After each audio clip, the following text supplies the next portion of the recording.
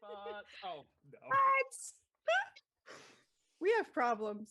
Wait, what is... Oh, mine doesn't say butts. Cold Started night. when I was still saying butts. The glow of a moon. You guys wrecked me. The glow cemetery far outside of town, and a mysterious figure. Guys, gals, and NB pals, it's time for another episode of Let's Get Wildemount. I'm Gil Ramirez, your humble dungeon master, and with me are a group of extraordinary players and friends. Let's go around and introduce ourselves, starting with Omega. CB. Why would you start with me and I'm laughing? Hi, my name is Omega, also known as Critical Bard, and today I am playing Norvad, the Hollow One Way of Mercy monk. Thank you. And next up, we have Nick. Hey, I'm Nick the Tiefling, playing Ekris, the Zariel Tiefling Paladin, Oath of Vengeance. Mm-hmm. And Can't Aki. Can't wait to dig into that. Hi, I am Aki, and I play Loom, your arcane trickster rogue and fire ganassi extraordinaire. Nice. Next up, we have Mike. I guess. Hey everyone. Oh, sorry. Hey everyone, I'm Mike, I guess, and I play Harmond, the Blood Hunter Order of the Lichen Whisperer.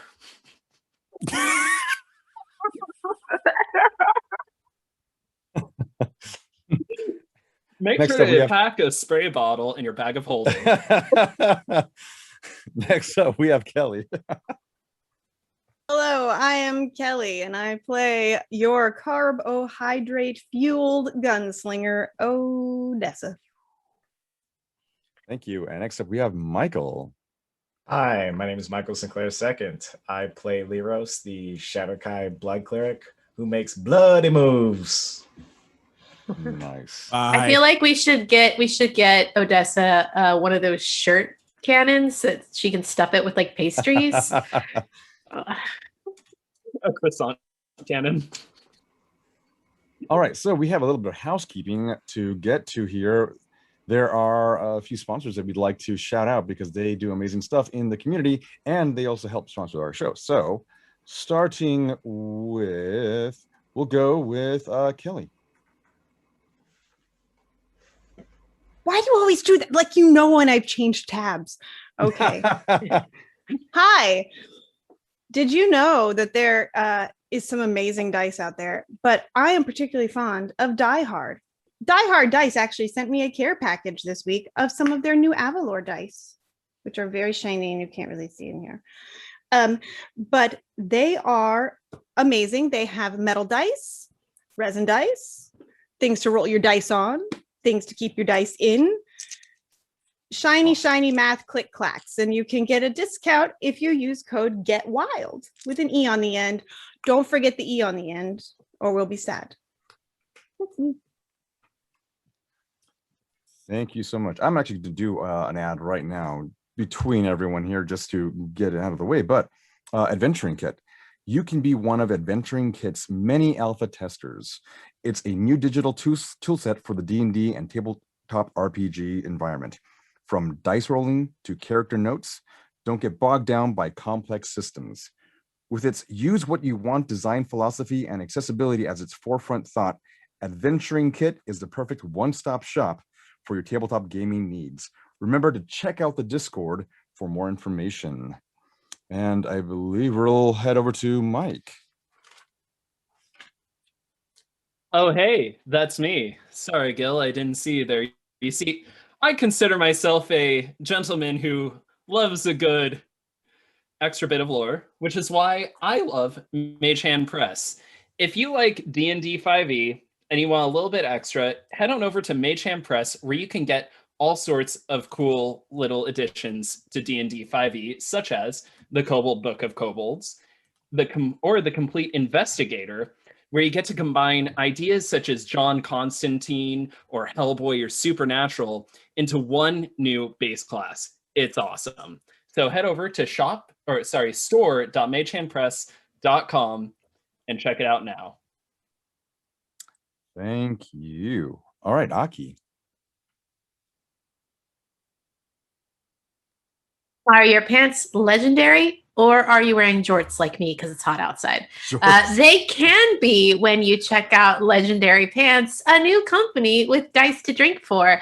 The Kickstarter for their wine does just ended, but if you missed your chance to pledge, you can still head to their website at legendarypants.com to put in a late pledge. From classic red wine and Vino Verde to champagne and even bourbon, these click clacks can be shared amongst friends as you clink your drinks together with glee. All right, Nick. All right. Whether, it's a pot of coffee or a cup of coffee, Found Familiar is there to help. They're there to give you all your caffeinated needs and support some great local artists. Their flavors are very tasty and delicious. I highly recommend using Found Familiar. They've got all kinds of different blends, and the art on all the bags looks absolutely incredible. Make sure to use the code GETWILD for 10% off your purchases today. All right, thank you. CB. Hey, yeah, I want to give the biggest shout out to our friends over at D&D Beyond. Most of us are using D&D Beyond for our character sheets, but they don't just have character sheets. You can do whole encounters over there. You can roll dice over there. All of the adventures and source books are on D&D Beyond. And if you want to homebrew things, you can do that as well. Check out dndbeyond.com for all of your digital D&D needs. We will be giving away a digital copy of of Explorer's Guide to Wildemount.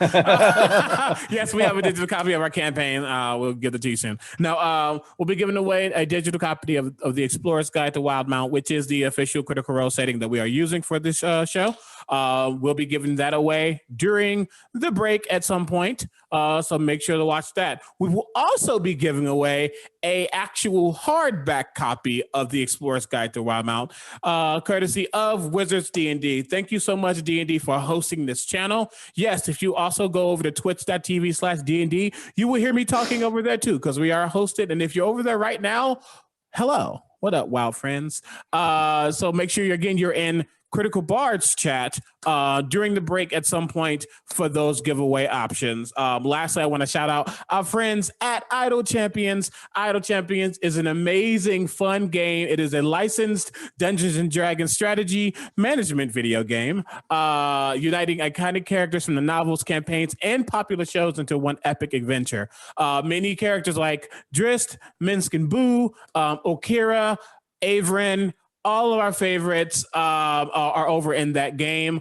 I love that they actually go into the community and start bringing in characters that we all love, that our friends play and have created. So make sure you check them out. Idle Champions is available on PC, Mac, on Steam, Epic Store, Xbox One, PlayStation 4, the Switch, iOS, and all Android devices. Make sure you look in the chat. The code for a Electrum chest is live right now. It will be live all the way through next week before this show airs. So you can use the code that you see right now through the end of the week. And that code is for those who can't see and you need a more visual. You need an audible thing. It is PAUA-TEIL-PRIG. I can't say those words because they don't exist in the English language. Power TL Prig. I don't know. You dare. How dare. So yes, thank you so much to those three, and we appreciate all of you for being here. Thank you. All right, so I think that's all for our sponsors. Yes. I do want to thank Myth behind. He's basically the man behind the curtain right now that holds the whole stream together. Thank you, buddy. We appreciate what you do, even though he's not necessarily up in the forefront. And that being said, all right, folks, if that's all the announcements, then it's time to get wild.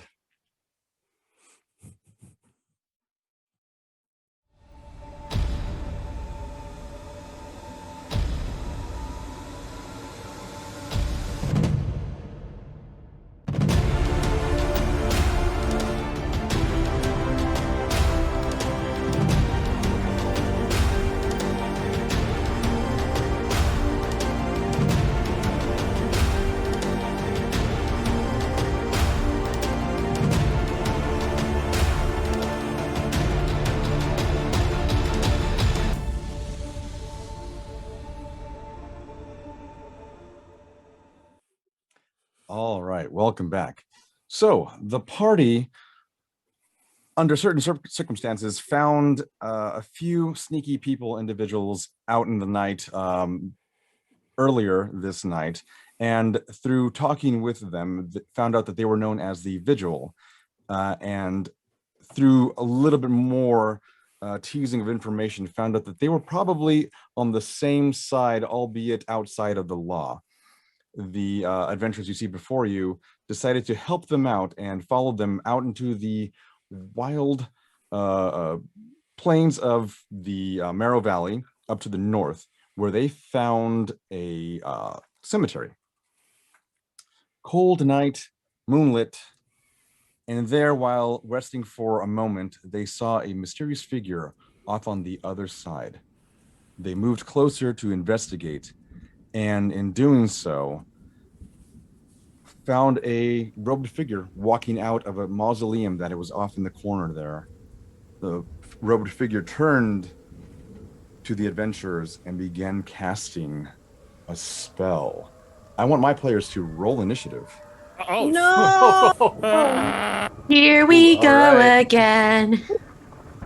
It's the thing that he likes to say. Oh man, Right. we're getting off to a great start here with Great my start. initiative. Let's see here. Where's my initiative? Got to roll for all the people on the vigil. Oh, 14. Why do I have hit points down? Did somebody smack me and I don't remember? We definitely short rested or long rested, so you should be Yeah. fine. You didn't get hit. You should be. We fine. also have some of us have temporary hit points. You do. Temporary hit points? Temporary hit points. Lirros cast aid, didn't you? I Aid did, on I a couple did, on a yeah. couple of us, so Now, how long does aid last? Like 8 hours or something like that. You're good. If I remember You're more than correctly. fine. Some. It was about an hour prior to when you encountered the wolves. Yeah, literally. All 8 right, hours. so let's get. Where's my pencil? Let's get values from you. 20 and up. Okay. 15 and up. 19. 19. No one else? Okay, 10 and up. 14. 13. 10, 13, 14? All right, and Loom, you got 13? Yes. All right. My lucky number, actually. Nice.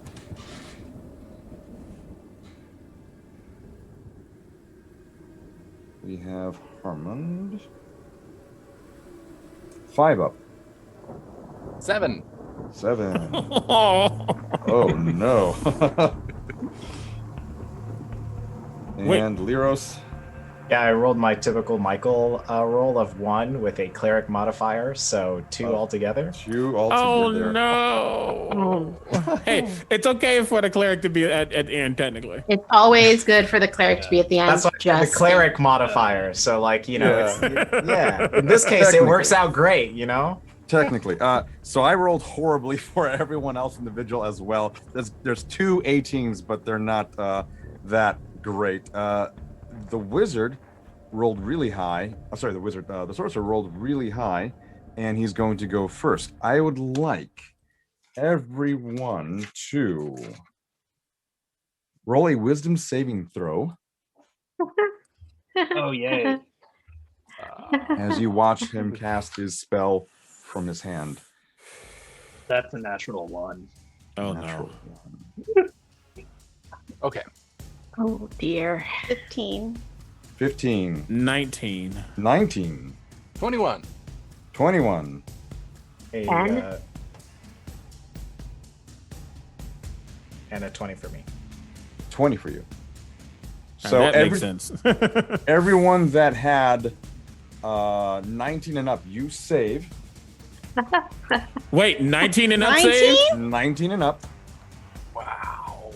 Oh, But you we're do in save. danger. You do save. Everyone else is incapacitated. What?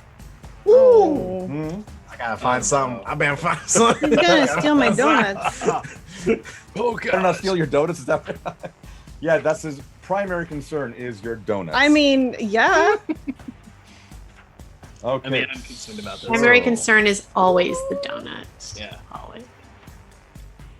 All right. I have no so- emotional attachment to this town. I have all the emotional attachment to these donuts.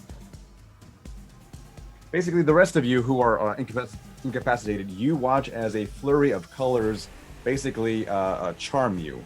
You are essentially charmed, but also incapacitated. You have a speed of 0, just so that you know, and you're basically having a little bit of an acid trip. Things are just starting to, blend into reality, and you're not quite sure what's what anymore. You watch as he grabs his lantern and raises it up. He twists it a little bit, and you watch this cloud, this dark greenish cloud, emanate from it, and then sink into the ground in front of you in about like a 10-foot area, and then it begins to seep in. The lantern itself is made out of a dark metal. It's about 1 foot tall, and it has several thorny protrusions jutting out radially on both the top and the bottom portions. It's very crustaceous-like, right? He will then put his lantern down, and he'll begin talking. My, what do we have here? Aimlessly wandering among the dead? No, you are here seeking me, it seems. Well, now that you've found me, what then? And he will end How his many turn. turns? I'm gonna beat this dude ass. Sorry. I'm not incapacitated, so if there's any point for me to do something, let me Same. know. Okay. Yeah. If you're again, so that was his turn, right? And he just Okay. spoke, and I believe next up we have Norvad. Yes, your go. He's listening and he watches his friends. I assume they like fall or they just like stun locked. You watch as a little bit of a stun, like you're not entirely sure what happened, right? You knew that there was an effect that washed over all of you. It seems like it kind of blanketed your entire friends as well as you. No. You just shrugged off the effect. You began to see a little bit of that iridescent glow, right? Yeah. The chatoyance, and then it just fades away from your vision, focusing back on the moment at hand. The question is, was the fog thing that came from the lantern, was that separate from this? It's separate, and it's now emanated. It seeped into the ground. You have about 30-foot distance, or maybe a little bit more, away from you and the figure there, right? Mhm. The cloud kind of formed in between both of you, your group, the 10 of the vigil, as well as you, and then where he's at. And how wide is that cloud area? It's about 10 feet, and give or take. That's we're talking fine. about, yeah. I see that and I look over at the others. Well, we didn't have a fight before, and now we do. And I use that, and I mind blank. I have 40 feet of movement, so what I do is I try to flank around. I'm still gonna get to him for sure, but I'm gonna try to avoid the cloud, the area that cloud like stuff emanated from. So if I can go 10 feet out and go around to him, could you take? So you said you have 40 feet of movement. I have 40 feet of movement. Yeah. You can get I want to say, because you're about 40 feet away from him, and You say you was 30 feet. And then I you did said say it was 30, 10. but I was gonna increase it a little bit further. I'll stick it back to 30. Sorry, they got it. Okay. Even still, though, you have to move around that spot in the center, and you get basically you are 10 feet away from him. Not quite there, but you're also now you are in between the cloud and off to the side, obviously, but off to the side and in front of the sorcerer. So then, actually, no. If when it was 30 in my head, that's what I was gonna do. Now that Gotcha. it's not 30, I'm gonna run straight through. Okay, fine. Then you run straight through. You don't take any effect from the cloud that you saw, seep into the ground there. You are now face to face with this individual. You get a good look at him. He's got a pale skin, but very dark hair, and he's got like a goatee, and his clothing is very robe-like, and it's got nice workings on the trim, very green. You have also a dark like charcoal gray robes, the rest of it. He's got a few little accoutrements here and there, various vials and trinkets and whatnot that he has about himself. Okay. Then I don't talk. I run straight to him, and I. You can tell he's about to he's about to say something to you as you walk up to him. Run up to him. And... I run up with my quarterstaff and I bring it around and I smack him in the head. Go for it. Roll and attack. Yep. That is an 18 to hit. Okay, so normally it would hit, but he goes and he casts shield at that moment. You watch a scintillating form coalesce right in front of you, and where you're damn sure you had a perfect hit right against his temple, and it just and it kind of vibrates in your hand a little bit. That's cool. Now cast shield and I hit and notice I bounce back and I go around, hit him on the other side. Go for it. At least attempt to. Nope, that's worse. I will flurry of blows. After that doesn't work. After I hit him in the side, I use that momentum and I bring my knee up into his chest. Okay. You was almost a natural 20. Oh, wait, I did the wrong one anyway. That's fine. That does not hit. Fourth second attack. Yep. Nope, none of these hit. Dang, right. I got worse. Literally, I went worse. You watch as you hear a vibration almost every time you go to hit. You're almost sure you should have been hitting every single one of these, but just has a very thin layer of protection against him. You watch as he's not moving back, but he's definitely like, oh crap, this guy might be some kind of issue here. And next up we have. I stand there and say, we wanted to talk. You eliminated that option. He snarls at you a little bit. I'll next snarl up is back. actually. Huh? I'll snarl back. We have Sundra, who will actually raise a crossbow up, and you watch as the sorcerer kind of begins to kind of put up a hand to say, he wants to talk to you, but you guys are not allowing that, and she will roll for an attack. Natural 9, so that won't hit. And the next one up is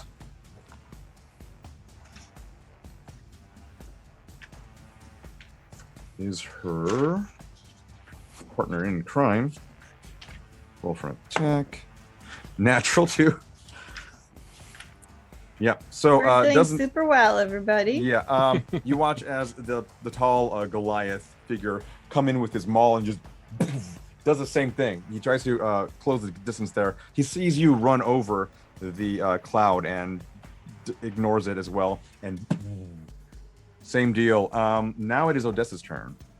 Are you incapacitated, I believe, right? Okay. Yep, I'm incapacitated. Do I roll another save? There is no save on this spell. Great. It doesn't say it does have it, so I'm like, oh shit. So all right, it doesn't have a save. It basically lasts 1 minute. So I'm counting. That's a long time. I have a counter here, and I will set it for that. Next we have one of the other members of the vigil. Actually, 2 other members before Loom, so I'm gonna go ahead and roll them at the same time. One will. Oh wait, hold on. Yeah, one will hit and deal 4 points of damage to the sorcerer. You watch it as another crossbow bolt goes right into his shoulder, and he winces a little bit at it. His hand instinctively goes up to grab it. It's still inside him. And Loom. All right, Loom, how far away would you say I am from him at this point? About 30 feet. Yeah, so I'll just say that most everyone here is around 30 feet, just to make it easy. So for my action, I am going to do a produce flame. Okay. You see like a little spark of a fire, like a tiny little fireball pop up in Loom's hand, and they are going to attempt to make an attack with it. This would go well. I rolled a natural 20. Oh.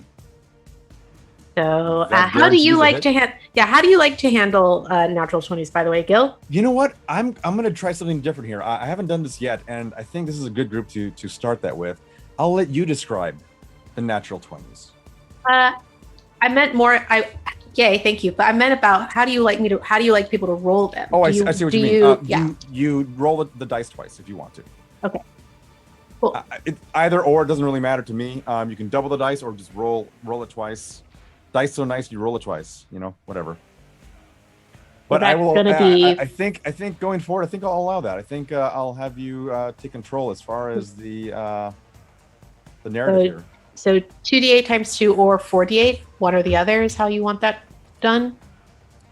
No, so what is your dice roll? What do you roll? It's 2d8. And then 2d8. Do I multiply that by 2 or do I just roll 4d8?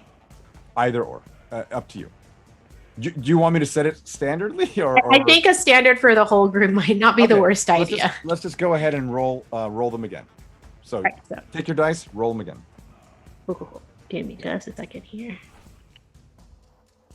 Ooh. 13. 11. So that is 24 damage. 24 damage. Ooh, nice. And this is with a dagger, correct? This is produce flame. Oh, produce flame. Okay, sorry. Yes. Yeah. So you see the little ball of fire pop up in their hand, and they kind of do an unnecessary spin and lob it behind their back, like underhanded, and it just kind of like explodes in the dude's face. And then I'm going to use my bonus action to hide. Okay. You watch as it, and it catches his hood on fire for a bit before he just puts it out. Now, does he have to put it out at the beginning of next turn or no? Let's see. On the hit, they just take the damage. Just take damage. So just a little bit of heat damage. Got it. Yeah. So that is a 21 on my stealth check. Okay. Let me just roll did here. I get sneak attack, by the way, since I have somebody in but it's only for melee attacks. It's only it's only melee attacks. Never mind. Not necessarily melee attacks, it's ranged or finesse. But a physical weapon, not a spell. Yeah. Harmond, Europe next. Is that how that goes? I mean, I'm happy with whatever the DM decides, but I will have my D6 on hand just in case. Harmond, Europe. I'll get back to you on that one, but Harmond. No problem. So Harmon's incapacitated and charmed, I think, right? Okay. So. I was also incapacitated. Oh, you were? Oh, I was. Never mind. Okay. Take all that back. Oh no! Oh no, that was good damage too. Is it just Norvad and Lirros? And no, also Ekris. Oh, good. Ekris and Lirros are good. Which do we have a way to break the that? Do we roll against it or something? Cool. No, that's what he said. This one does not have. Then I also look at the pretty lights. We're going to have a slumber party with donuts. I got nothing for it either, so I gotta do something else. It's all right. It's all right. We'll figure it out. Well, should we? 2 more really of the vigil fight will this guy? attack. This one will hit. Ooh, not bad. Total of 10 damage from one of the other members of the vigil, again with a crossbow, a hand crossbow. And now, Ekris, you are up. All right. Ekris kind of watching that mist fade into the ground. Going to be a little cautious of the area, and actually I will cast Misty Step to try and appear behind this person. So I can just show up over there 30 feet away. Okay. And then I would like to take 2 swings. All right, go for it. Alrighty, so we got our Moon Touch Greatsword here. Ooh, with a natural 2, definitely don't hit. No. And then 22. 22 will hit. It'll bypass the shield spell that he has. Awesome. Okay.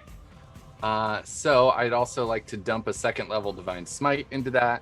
Go for it. Pump that sucker up. So we've got. Let's see. That's 11 points of regular damage and then of slashing damage, and then 11 points of radiant damage as Ekris just kind of looks at him and growls. Is just like, "You should leave this place and answer for what you've caused here. Do you see what you've done to our friends?" And he, it dives deep into his arm. You watch his blood begin to pool down on his sleeve. He's still, he's not necessarily, he's not worse for wear right now, but he's definitely feeling the effects of all these attacks and whatnot. Lirros, you're rounding out the bottom there. Okay, I am going to same thing, kind of lift my arms out, and you're going to see the crimson tendrils kind of float and dance off of my hand, and I'm going to try and attach them to like each part of his limbs, and you're going to see there's going to be like a pulse, and essentially you're going to see like his veins kind of go from shifting like from deep red to like purple just constantly. I'm trying to cast slow on him to kind of give him sleepy limbs and like and mix up his blood pressure in his body. Nice. So I think he has to make a save, and let me look that up real quickie. You have to each target needs to make a wisdom saving throw. And is it just him, or is there multiple people who There are two figures. So you saw a shorter figure that was what got you in that area at all. And a robed figure emerged from the mausoleum to your right. Are they 40 feet within each other? They are, yes. I'm going to do it to both of them. You're going to see the tendrils kind of creep out to both. Okay. And then I think they need to make a wisdom saving throw. All right. Natural 2 for the other figure, the shorter one, and then a 12 for the sorcerer. DC 13. So they 13. Are both, in fact, slowed. And basically, you're just going to see me like kind of almost marionette, like kind of push and pull both of them to kind of make the blood pressure in their body really like awkward. Right. Yeah. Just basically kind of doing that that teeter-totter effect of just blood rushing oppositely and discombobulating them. Okay. Good. Is that your turn? And I'm gonna say because the people who I see who are up right now are Norvad and Ekris, right? Is there anyone else who's up at the moment? Well, there are a few. So you have Sundra and the Goliath, who was with you with the vigil that went with you. You see, there are two others that are awake, and everyone else is basically in control of this thing. I'm gonna say, you must get to him now. He's weakened. They're both weakened now. And that's my turn. Okay. It is now the sorcerer's turn. He looks over at you, Ekris, and he goes, "Very well, if you don't want me here." And you watch him go. And he basically has to roll a d20. All right. I know that spell. Sorry. And with any kind of modifier, or just okay? So it's just a 13. That spell doesn't go off the next turn. Oh, interesting. Oh, slow. Oh, okay, gotcha. Yes. Slow is the best spell to have used. Right. Yeah, and he basically you watch. He's confused as to why his spell has not taken effect yet. He's a little afraid now. Now it is okay. So we're on turn 2. Norvad. Let's see. Were you saying something? I don't think you were. And I try to take my quarterstaff and just like chin check him with it. Go for it. First attack. AC -2 as well to go. That's a 25. Oh, 25, you definitely hit because also the shield spell is no longer there. So -2 to AC. Cool. I'm going to go ahead and use a key point to stunning strike him. Go for it. You need to roll a con save. 13. Fail. He is Fail. stunned. You watch his labored breathing just basically go back and forth very, very fast. He is stunned. Cool. And after I chin check him and see that, I go, that's better. I drop the quarterstaff and I get like big boot him in his chest. I'm also going to flurry of blows with this. Go for it. I'm gonna do a couple of things. I'm gonna flurry of blows with this, and I'm going to use my hand of harm on him. So let me do these 3 attacks real quick, all with Okay. advantage because he is stunned. Sorry, 1 second. Look him up. Yes, okay. All with advantage. That is. Does a 15 hit? Yes, it does. Great. Now it does. I'm dead. Okay, a 25 does hit. Yes, it does. And then one more. Ma'am. There we go. And a 26 to hit. 26 does hit. So then I'll do all my damage really quickly. Go So for that's it. 1, Holy shit. 2, 3, 4. 1, 2, 3, 4. So that's 16, 28, 33. 33 points of damage plus, ma'am, plus 7 points of necrotic damage. So, 7 points of necrotic. I'm going to write that down separately. Okay. He is still up, but he is hurting. And the best part about that is he is stunned. Therefore, he is stunned until the end of my next turn, which means he will not be able to use the spell that he tried to do. So he will be stuck there. Spell does not go off. Yep. Okay. Next up, we have Sundra and the Goliath. They're going to attack now. Only one hits the Goliath.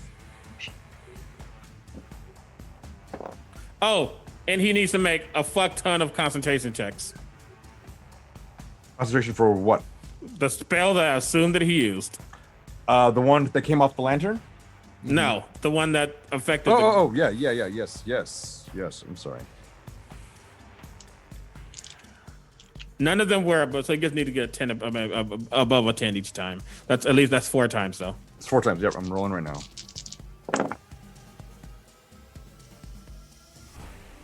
$11, $14, $19, and then It's for each attack, I believe. It's not one per thing. If I'm sorry? correct. I'm remembering concentration checks. It's for each attack. It's not all together. I think it. No, you might be right. Why don't I know? Because there are so many rules. There's so many rules. And every DM handles things differently. It's each attack. Yeah. Okay, great. So it. Oh wait, hold on. Is he incapacitated? Yes, he is. Never mind. He's stunned. You're done. Yeah. All right. So If you're incapacitated, you automatically you lose concentration. Never mind. the spell effect fades, and everyone else watches as your eyes anyway begin to kind of clear up now, removing this cloud of fog that you had in your vision. You now see in front of you the issue at hand. Odessa, you begin to you're up next. You begin to see now what has happened. You thought you had, let me turn this away. You thought you had something else going on, and then you're brought back into the moment. Same with Loom and Harmond. And you watch as the other members of the vigil also shake it off and rub their eyes a bit. sealing their blades once more in their position. So next up, we do have. Oh, hold on, I did roll for them. Soon, yeah, only the Goliath got it. I already rolled it. 10. Yes. Okay. Odessa, you are now up.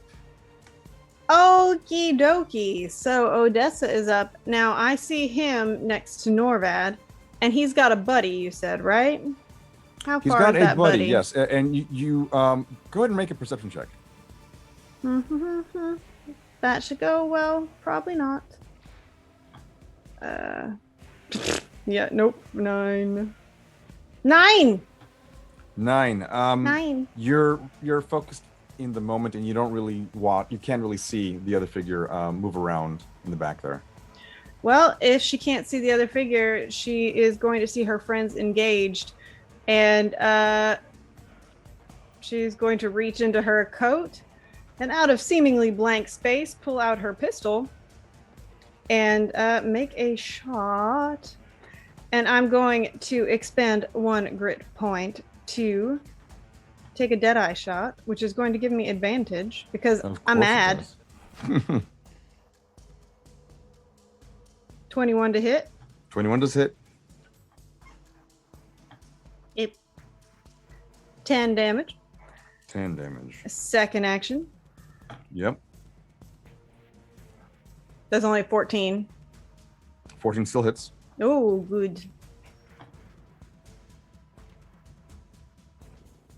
12. Actually, I would have had advantage on both of those. Anywho. Well, you can go ahead and roll the to see if you get a natural 20. Is that what you're looking for? Yeah. All right. Nope. And nope. Fine. Whatever. So yeah. That was how much damage? Oh heck. You said 10. 10. It The was second 10. one was 12. Second one was 12. Yes, Okay, 22. 12. All right. And she's just so she takes her 2 shots, and she's kind of standing there a little bit like staggered, and her hand that's not holding the pistol kind of goes to her head. She's like, what the heck? Okay. Jesse, Loom, you are next. Sweet. So let's try that produced flame again and see what happens. Okay. Well, it wasn't a natural 20, but it was still pretty good. That will be a dirty 20 to hit. That hits. And then I don't know if we ever came down to a decision on that sneak attack stuff, but I'll go ahead and roll the 2d8 for now.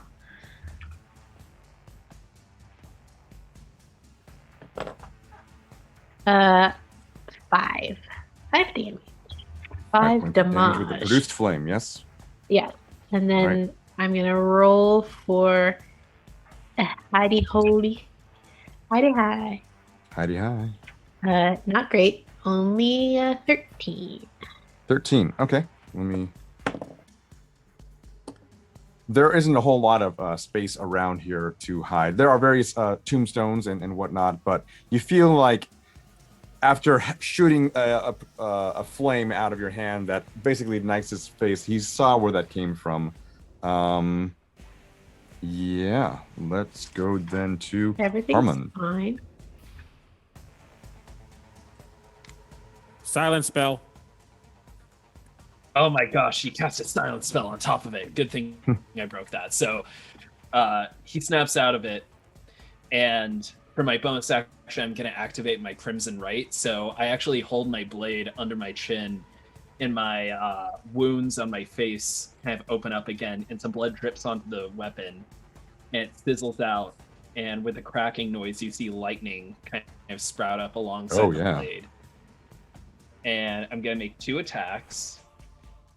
So that first one is a 12 to hit. Advantage. Which I don't think. Oh, I have advantage. He's He's stunned. stunned. Oh, yeah. Don't Oh, launch so that's it. a 27. That hits. And second one is with advantage 25. Hits as well. So that's for damage, that is 13 plus 9. So 22 points of damage overall as I hit him with my lightning sword. Lightning sword. Oof. Lightning sword. Whee! Yay! Oh, I also have to roll damage on myself too, because it's a crimson, right? So I take 1d6 points of damage. So, I took a point of damage for that. That free aid, though, that free aid damage, you know what I mean? Thank you for that aid. Oh, that is good synergy. All right, there are two they're going to roll Synergy! versus Blood magic synergy. 12 does not hit, but this one does. For a 6 points of damage from one of the vigil, and it is now Ekris' turn. All right. You watch, he's looking incredibly rough now. He's bleeding from various new orifices that you've basically opened up now. Ekris is gonna just kind of like take the greatsword and turn it so it's not, so he's hitting him with the flat of the blade then. Okay. And is just gonna kind of wail on him in the hopes of doing kind of non-lethal damage. Subdual damage, you got it. Yeah. Not knowing what our plan is yet. But that's going to be, let's see, with advantage, that's a 17. 17 does hit. All right. That's going to be 8 points of damage. How do you want to do this? Ooh, yeah. Ekris is just gonna kind of look around, sees that everyone's kind of back. They've been shaken awake again. Turn to him and just say, like, "Well, I guess you can just answer our questions later," and just smash him over the head with the flat of the greatsword. Boom! And you mean like your greatsword is quite strong, and even then that impact just does a little whoop, you know, and you watch him kind of basically do a little like a Goomba whoop it, and just fall back, dropping the lantern on the ground there. Let's see how you are on. Okay, you're on basically on the start of turn. Or well, okay, I know we have Lirros coming up, but we're right around the start of turn 3. Lirros, go ahead and you are still technically in initiative order here. The other figure, yes, go ahead. Oh, that's what I was going to ask about the other person. Go ahead. Go ahead and make a perception check. Okay, this is not going to waste my whole entire turn, right? No, nope. No, I don't do that. All right. I ain't about that. Perception, 23. 23. You watch as there's the figure in the back. He's kind of cowering behind. He's got a shovel in his hand, and he's basically turned away slightly from you, and is just, off behind a tombstone. Okay. I would say maybe 40 feet or a 10-foot away from where the sorcerer fell down. How far away am I from that lantern? You were about 30 feet away from because you were still back casting your spell, right? You haven't moved. Okay, I'm gonna go. I was gonna like be fancy, grab my whip, and then like try and sling and grab it. Go for it. Roll me a dexterity check. Okay. If that doesn't work, I'll just walk up and grab it. I'm just trying to be cool, you know. Extra. Hold on. Are you proficient in flexible weapons? I believe. Let me check. Because if not, then I'll have you roll at a disadvantage because you're trying to whip right in between several of your comrades there as they're all kind of bunched around. And finesse. Is that in like my? That's in my weapons. Right, martial weapons. Yeah, so it's a whip is a martial weapon, I believe, and so I'm proficient in the martial weapon, which is a whip. Martial finesse reach. Yep, that's it. Mm-hmm. Perfect. So go ahead and roll. Just roll me a regular dexterity check. Sweet. So plus dex, it's gonna be 14. 14. Okay. You managed to do the full wide, swing around, and you hit Norvad. It doesn't do any kind of damage, but you watch as the lantern now kind of like wraps with his leg and just kind of, and you have it. You also have Norvad's leg. Well, Is this a part of the plan? No, I've accidentally got you. I want to make sure that the item wasn't lost to us. And there's still another individual that needs to be subdued back there. And I point towards where the other person is like cowering, because I don't think I'm going to make it all the way over to them. And then I'm going to walk over now that I know the lantern isn't going anywhere, because things were sinking and moving and things were just happening. So I just wanted to make sure I had a hold on it, and I'm going to grab the lantern. Okay, so you unwrap your whip, you grab the lantern, you watch. This thing is cold to the touch, colder than the outside air, the ambient temperature around here, and the green glow is still emanating from the center of it, ebbing and flowing. You don't seem to. Yeah, good. Oh, if you describe it like that, Lirros got trust issues, and he's dealt with items before that he had to retrieve. So he's just gonna fashion his whip in a way to where it's hanging off of him. It's easy enough to do. There is a handle on the top. Yeah.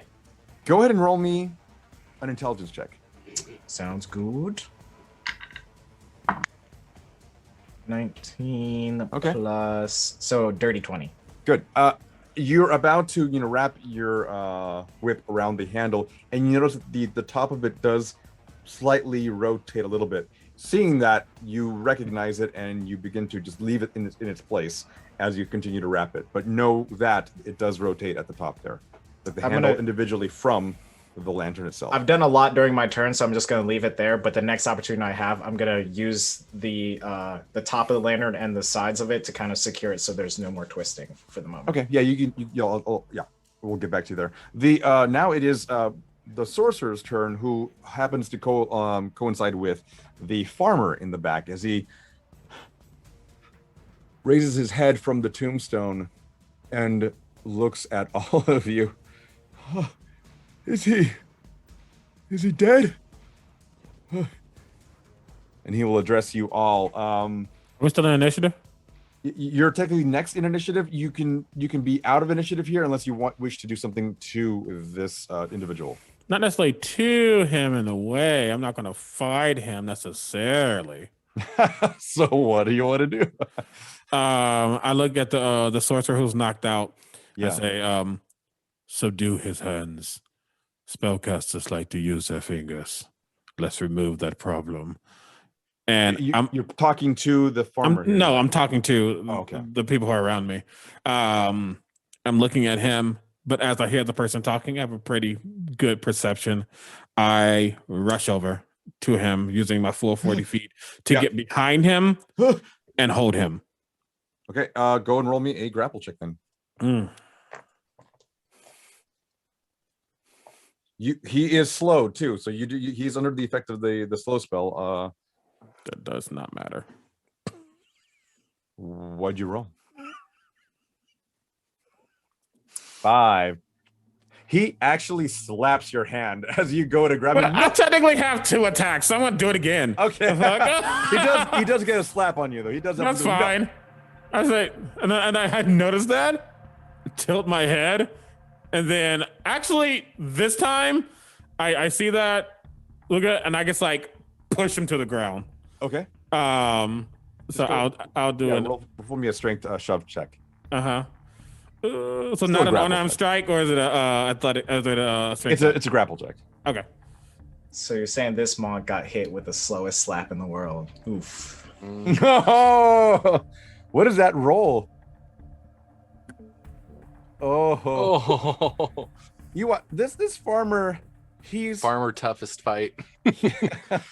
He's stout, and I guess he'd probably had to handle a rowdy cow or two in his past, and he sees you, and he doesn't want any part of you. He just continues to slap your hands away from it, and even as you shove down, he almost instinctively kind of gets out of the way, almost in a using your energy against you kind of thing, which is very aggravating for a monk to see happen. Hey, I'm going to roll a d20 very quickly, and depending on the roll, I'm going to tell you what I do next. Okay. Yep, flurry of blows. Okay. And this time, after I hit him, I'm not even going to try to push him.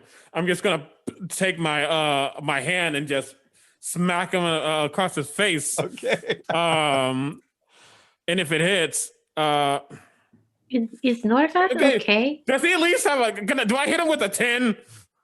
Yeah, you hit him with a 10, but geez, man. This is like Is universe he is not okay? like you Is he right feeling? Is he feeling all right? He seems a little Odessa, bit. yeah. Crazy. Odessa Roll answers damage. Loom. She's like, I'm not sure, Loom. He I'm seems a little using my flustered. last key point to stunning strike him. I'm Okay, roll mad. damage though. Wow. Oh, is Norvad feeling a feeling? Is that what's happening right 5 now? points of damage. Norvad Okay, is so- feeling. Norvad just doesn't have the home field advantage he thought he'd have, I guess. You go to swing backhandedly on this stout man, and your hit doesn't land square on his temple. It brushes the side of his jaw, but that's enough to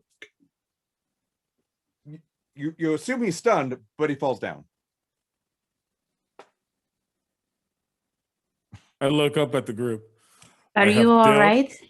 I have dealt with the situation now. Well, we haven't noticed. Yeah, Was- he's out. I believe it was Fighting us? satisfactory. He hit me. I saw it. We all seen it. We witnessed it. Yeah. I felt obligated Why am I to British? return the attack. Hey, I think that's completely measured and proportional in response. Anyways, he said we should get his hands out of the. Yeah, Did- Sundra did is you- technically you're out of initiative now, but Sundra was up next, and she had the grappling hook. Actually, she took out and has begun bounding his feet and then also his hands on the ground there as she kind of looks up at all of you.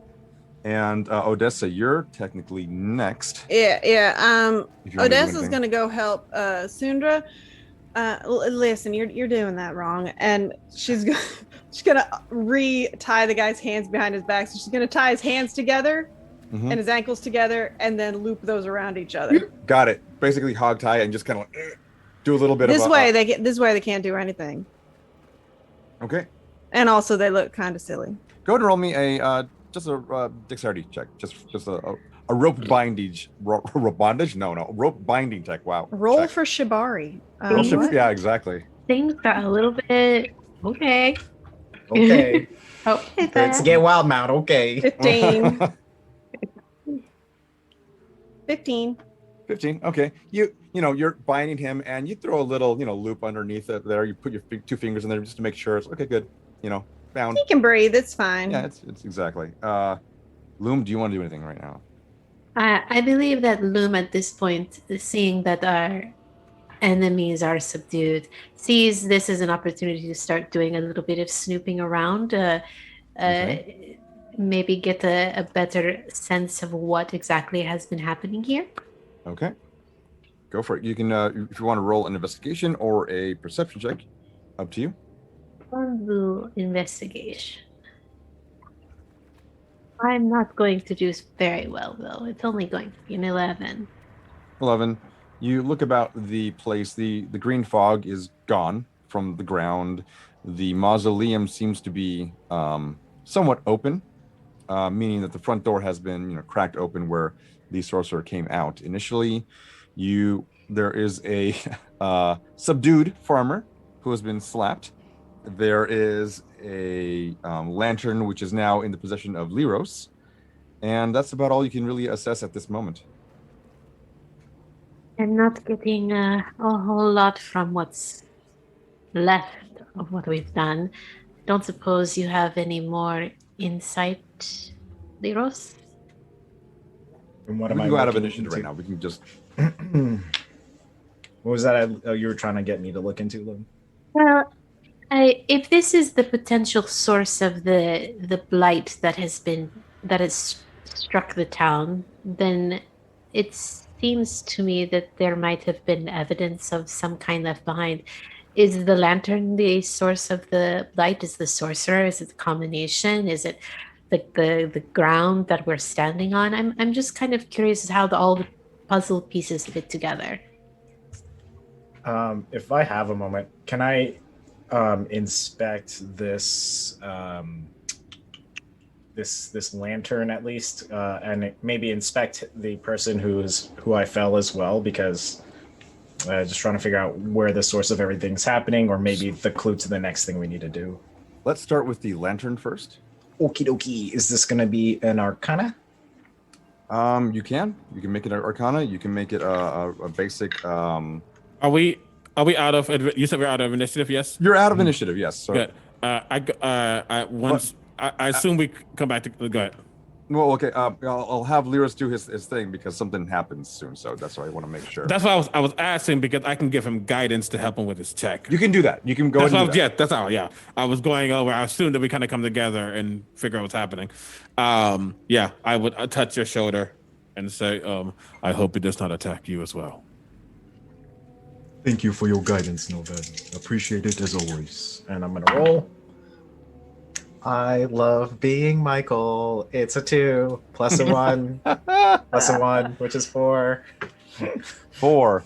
Wowie, wowie, wow. Wowie, wow, wow, wow. As you bring the lantern up, now you're not really necessarily like touching it. You have the your hand around the whip, and the whip is, like you mentioned, you were talking about wrapping, so it doesn't do that. You're looking at this strange object, and yeah, as you get a closer look at it, the cold does seem to emanate a little bit outside of the unit itself. It's about like 1 inch of a coating of cold, basically. And as you're staring at it, you feel the earth beneath you tremble a little bit, and the rest of you also feel this.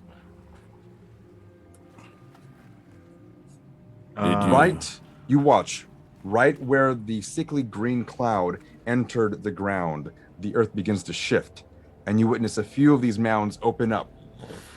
Ekris, you still had, how long does your detect evil and undead? 10 minutes. So you'd be right at the very end of that cusp. It's still technically on, but nearing the end.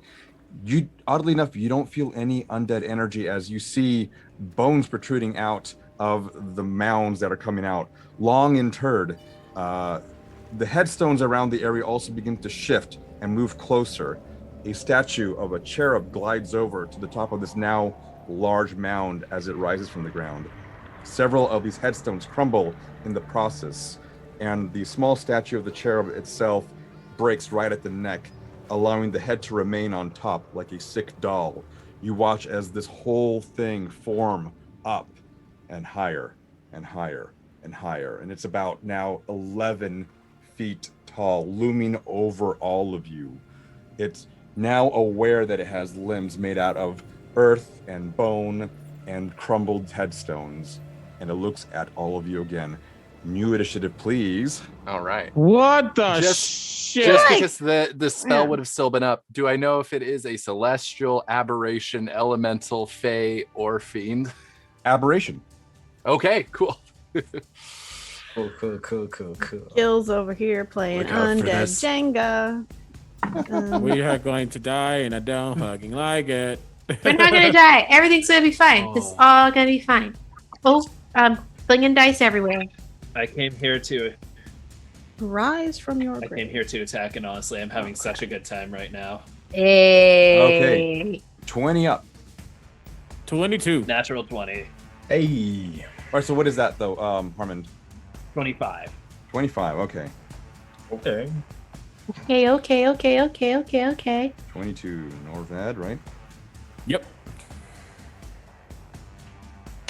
15 up. Yeah, I'm rolling actual dice for this. 15 and up. 18. 14. Oh, Go ahead. 18, Odessa. 18. 14. So excited when I roll over a 10. 10 up is so 14. We have anyone else? I'm 12. 12. Nick. I think we're about to end up in almost the exact same Hold up. initiative order, with the exception of almost Ekris Exactly, yeah. Loom and and Harmond. Having a 0 dex mod is fun. You know, fam. So Ekris, Paladin's where gotta- are you at? I had a 5. 5, okay. Not bad. Let's see. Paladins can't help it. They wear all that cool armor. Mm-hmm. Paladins go last because they're the grand finale when they do. Yes, exactly. Exactly. You're not alone though, Ekris. There's a few of the vigil down there at the bottom. Oh goodness. The Goliath is down there also. Yeah. You got a friend in them. Just look up. Do. Phenomena? What? Do. Phenomena. Do. DMCA. DMCA, exactly. That's the end of that. If it's Less than 30 seconds. does it count? It's 8 as long as bars. it's. I believe that. bars. Yeah, you get less than 30 seconds, my dudes. Then it's over. What if you're flat? Listen. Actually, no, I can't tell if you don't sing good. The only thing That's why the I only said- thing that's flat on me is my chest. No comment. Well, Aki can blow. Yeah, that's very kind. Karaoke times when no pandemic. Okay. For once, my bad singing has kicked in a good way. Mm-hmm. Oh crap! I just realized something this entire time. But You'll find out in 2 Okay. seconds. All Oh, right. good. Okay. We have. that's promising. Mm-hmm. Oh, it's nothing bad. It's just that. There we go. Harmon, you are Fine. you are up first as you watch this thing towering over you, formed with some weird magic. What do you do? Harmon looks at it, goes, "Oh, fuck this." Drops his rapier, goes into hybrid transformation. All right. For the second time tonight, you watch his snout begin to open up somewhat, and his fur begin to just tough out, and his paws begin to form. All right. Expensive clothes, not again. Actually, my sword does more damage, funny enough, than my unarmed strike, so I'm gonna keep the sword. I'll be like, Oh no, you just wrecked Lirros's clothes. oh shit. That was his spare. I point at You the know monster. what? It's your fucking fault. And I sprint towards it. I'm just gonna lunge. howling. We should invest in some breakaway clothing for him. There's so many business opportunities that we could, work into that too. So I mean, I've been to some places with breakaway. You know what? I'm not going to talk about my time in the Menagerie Coast. We're just going to attack this thing. Oh my. As you spend a good 5 seconds of your total 6 seconds talking back with your companions, go ahead and We're do a that. whole ass mess this party. It's the whole ass mess. Yeah, I'm a hot mess now. I mean, you were a hot mess before, but he's only got 1 second left, Loom. Come on. That's 27 and 26 to hit. That will hit. Yeah, nice. With the Crimson Right damage. So that's 2d here. I have to do math. That's the downside of this. So that is 6 17 and 17 plus 15. That's 32 points of damage. You. So I just hit him with my lightning sword. And you watch as various pieces of bone and earth kind of just chip away at the form. Norvad, you are up. Norvad sees Wolfman rush forward after this big old monstrosity appears. Oh no, I don't have any more key points. And I use my left hand and I touch my chest. And as I do, I rush forward to Ekris. yep, there they go. Them whistle tones that tell you that CB is stressed. When did Mariah Carey join our stream? Ekris, I start with Ekris. I touch her solar plexus. I rush over to Odessa. I start to reach and I go, consent. Absolutely, my friend. I touch your chest, the middle of your chest, and then I rush over using my movement as well and touch Harmon as I cast Bless on the three of you. And what does that do for me? Who does Add a never play that? D4 to Thank your attacks and your saving. Does never play that? What? And you said Ekris, right? Ekris, Odessa, and Harmon. Is that a one-time use or? Until I lose concentration, which I don't plan on doing.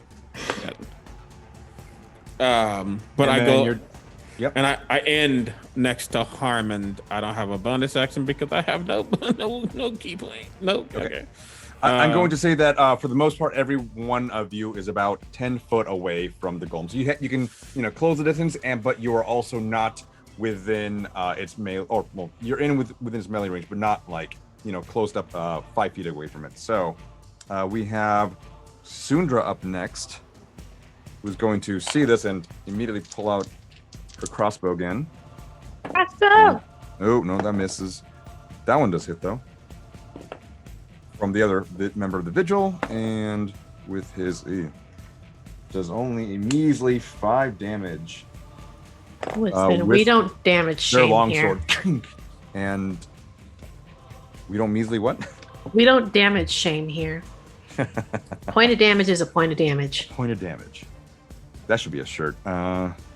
And Odessa, you are up. Okay. So Odessa is feeling pretty good, after Norvad. I mean, whether or not it's the bless or whether or not it's because, her friend was so kind as to ask for her consent before he touched her. It's important, everybody. She is going to take double shot. First off, before I go, GM, is there any remaining headstones or monoliths that are half cover? You would half cover. Yeah, half cover, because these are about lower than waist high. Right at thigh high, basically. Okay. So yes, you have half cover. You can have half cover. Okay. So. Oh yeah, but I guess you're taller. I see what you're saying. Yeah, you can. I mean, you can probably kind of like lower down on one leg and still get that half cover. I'm not going to take that away from you, just because can't you're 6'5". Take that away from me. So she's going to kneel down to get her shot. Of course, CB is nodding. Somebody has to. And she's going to take her 2 shots, which I believe I will add a D4 to if you don't. Yep. But that's going to be a 26. 26 does hit. I'm going to use. Yeah, actually, let's do the second attack first. You might as well. I don't think you've ever missed yet. I have. Okay. First damage. Is 13. Okay. Second damage is with a grip point expended. For, if I can find it. Oh God, I lost the page. D&D Beyond, everybody. When you're not me, you can actually do the thing with the grip points. Dazing shot. Dazing. Yep. Please have Grave Jenga there make a con saving throw. Grave Jenga will make a con saving throw. 17 on the die. I hate you. Don't even tell me the total. Okay. Anyway, fine. Nothing happens because she's sad. But I will also second wind. Okay. I think after this, Luma's going to have to give out a lot of hugs to their friends. And that's going to be another 24 to hit. 24 does hit. For another 12 damage. 12 damage. Okay. Nice. Doing some decent damage already. And let's see. Next up, we have Loom. All right, Luma's going to get up and up close and personal with this thing and cast Green Flame Blade on their arm blade. Flame. And that's going to give them a take. A take. Ooh, nice. That is going to be a 20. That hits. 1. And I'm going to get sneak attack. And I'm going to get my Flame Blade D8. Let's see how we do here. Yep. Oh, Odessa, you haven't moved, right? You're still up. I forgot to say that I was going to take the half cover, but. Okay. No, I'll let you. So you're about, let's say, I'll just say you're 15 feet away. Okay. Oh, math is hard. Reverse math is even harder. Man, how to even reverse math? 17 plus 6 Do it like Missy Elliott. 17 plus 6 is 20. Oh God, math. 23? 25? 19 plus 6? No, 17 plus 6 is 23. 26. 23 damage. 17 plus 9, you said, right? Plus 6. 23 damage. Oh, okay. Plus 6. Gotcha. 23 damage, and then they are going to go ahead and use their disengage as a bonus action. All right. Not going to stay up close and personal with that mess. No, How far thank you. are you disengaged? At least, probably as far as I can get without Okay, so completely. you have a good amount of space around. Because I you. already used 10 feet of movement, so I'd go 20 feet back. 20 feet. Copy that. You're 20 feet. I will have you 20 feet away. All right, now the grave entity in front of you. Oops. Excuse me, Grave Jenga. Grave Jenga will Thank you. will attack. It's going to, I think, attack the. It's going to attack Norvad. I can't believe you've done this. And you're right next to it, right? I'm next no, to you ended. No, Harmond. I'm sorry. No, you ended right at. My apologies. You ended right at Ekris. So Harmond, sorry, you're the one that's right next to him, and you did a lot of damage right up front. There will be a series of attacks against you. Is there anyone else nearby? You know, I'll do this. No. I am next to Harmond. I ended at Harmond, not Ekris. You ended at Harmond. Okay, copy that. So, okay, we'll have... It's going to swing wildly. One attack at you, Norvad. Oh, no. And that is going to be 19. Does 19 To hit? me? Yeah. Yes. Okay. It will do 13 points of damage to you. I am still concentrating. You said how much? 13? 13 points of damage, correct. Bludgeoning damage. Yep. It is going to swing its other hand at you, Harmond. Two attacks on this one. Oh, no. Natural 2, but the other one is a 23 to hit. That one hits. Okay. Will do. Oh, no. Oh, wow. 18 no. points of damage to you. Okay. Bludgeoning as well, as you watch this hand go boom, and basically just like uses a headstone as like the back of the hand and just kind of shoves it in your face. He just like misses me the first time I go, haha, then backhands me. Mm-hmm. Like, bitch, you thought. Okay. And it is now Lirros'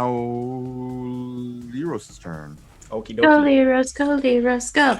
I'm gonna look at the vigil and say, Vigil, secure the enemies. And the ones that we just fell, who were unconscious, because they're only unconscious and not dead. We need them to be secured. So Lirros is gonna try and tell them that. And the second thing I'm going to do is the lantern that was on me, is it still like trying to rotate? Is there any movement there? No, Okay. I gave you enough chance there because as you were looking at it, I basically you told me prior to you looking at it that you were going to secure it to make sure it doesn't rotate. So I allowed you with your whip to kind of like wrap around. Okay, because I don't know if it was still rotating, like that was an effect that was happening, which raised the thing up, and it's like continuing. Okay, so that's done. You think that the spell that he had cast from it at the beginning of the encounter is the reason why this thing is now before you. Okay. And because this is flavor, because this enemy doesn't have any, I would assume, any running liquid of life running through them. Some of the blood that has come off of my friends, that the fresh stuff, not like trying to dig deeper into them, I'm going to use that as my component to shift it over to the golem, and I'm trying to cast Ray of Enfeeblement onto the golem.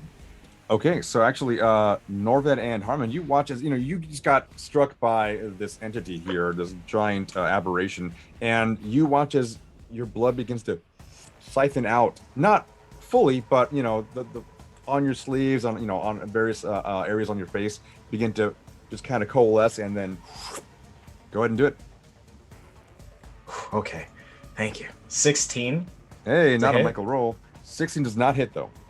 Ooh. Wow, that's really impressive. Well, there goes a spell slot.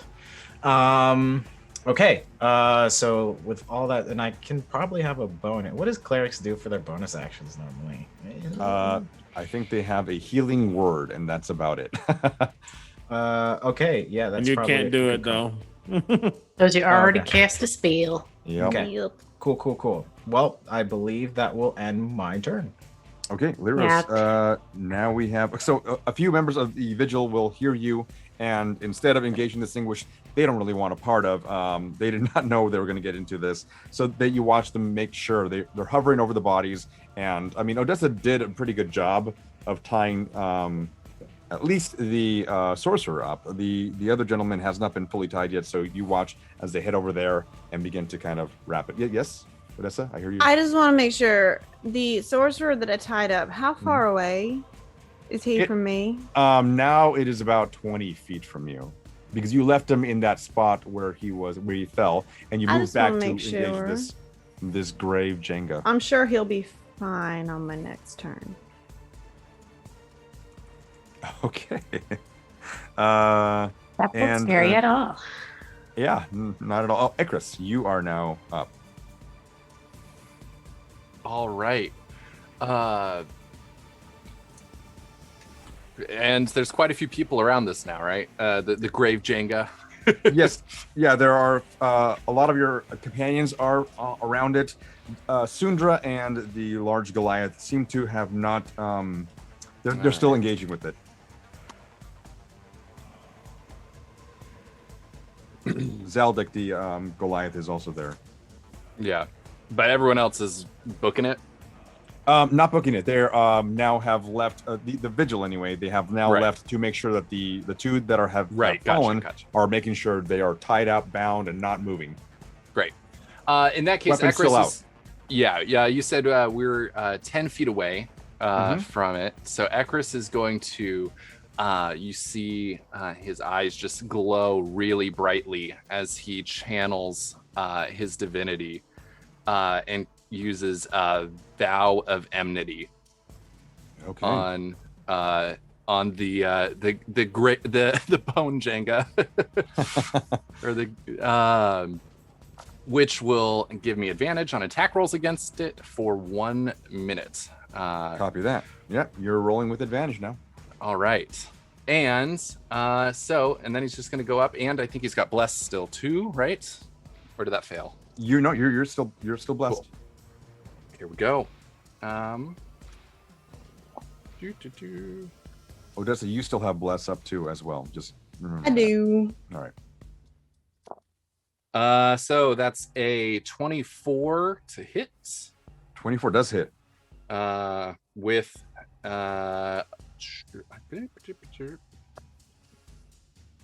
14 points of slashing damage for the first one. And then with the second one, it's going to attack again. Thank goodness for the advantage, because that was a natural one. That's an 18, 24 again. 24 does hit. And he'll pump a first level Divine Smite into this one. Okay. So that's a total Destroy. of 7 points of radiant damage. And then, Oh, I should say, is your weapon is magical, correct? yes, All right, cool. it doesn't do extra damage, but it is considered a magical Yeah, weapon. understood.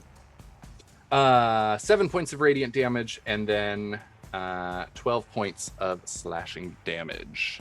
And just rests there, eyes still glowing with the power of with this divine. How much was the radiant?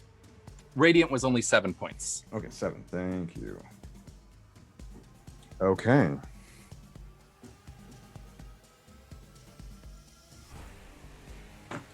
The creature is still up, and now it is going to be Zaldek's turn. He's going to take his maul, swing wildly up at it, and you watch as he lands a blow right above its knee, and doesn't seem to really have any kind of effect, though. Just boom.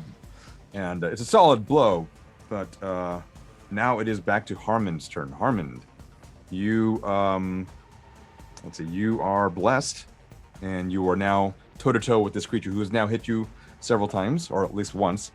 swung at you twice, I should say. Harmond looks at it, wipes some blood from his nose, goes, okay, we're doing this. I drop my sword, and because it turns out I can attack 3 times with my claws. So I'm going to blood maledict. So I take my claws and I go right across the chest. And take 6 points or 1d6 points of damage. Oh, okay, so I cause 6 points of damage to myself. I don't go feral yet. And boom, lightning claws. You watch as he just tears into his furry flesh here and just go ahead and roll. This is for the attack. one worse thing than a lycanthrope. His fingers begin to crackle at the tips. So that's an attack, an extra attack, and what's the thing? Predatory strike. So 1, the 12. Oh wait, no, sorry, that's the wrong thing I clicked there. Disregard those. That's a 7 plus 5, so that's 15, but I have less, right? Do I roll the d4 for damage or okay? For the attack, not damage. Oh, for the attack, perfect. So that's a 17 to hit for the first one. Does not hit. Okay. Second one is a 29. 29 does hit. Oh yeah. Ooh, nice. I don't think there's a creature out there that doesn't have Okay. 29. Beautiful. Oh wait, that's it. No. Oh no, That's not Oh home. god, I rolled too many things. That's the wrong thing. Disregard that roll. You rolled all the things.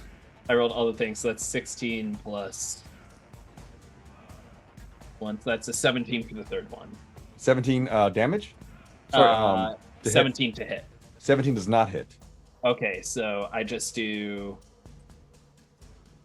this plus this. So still 14 points of damage. 14 points of damage. Damn, Great. claws hurt. And you watch as his claws begin to, he swings wildly. And his lightning claws begin to just kind of rake against one of the tombstones, destroying it on the body there as a piece falls off, crumbles down onto its feet.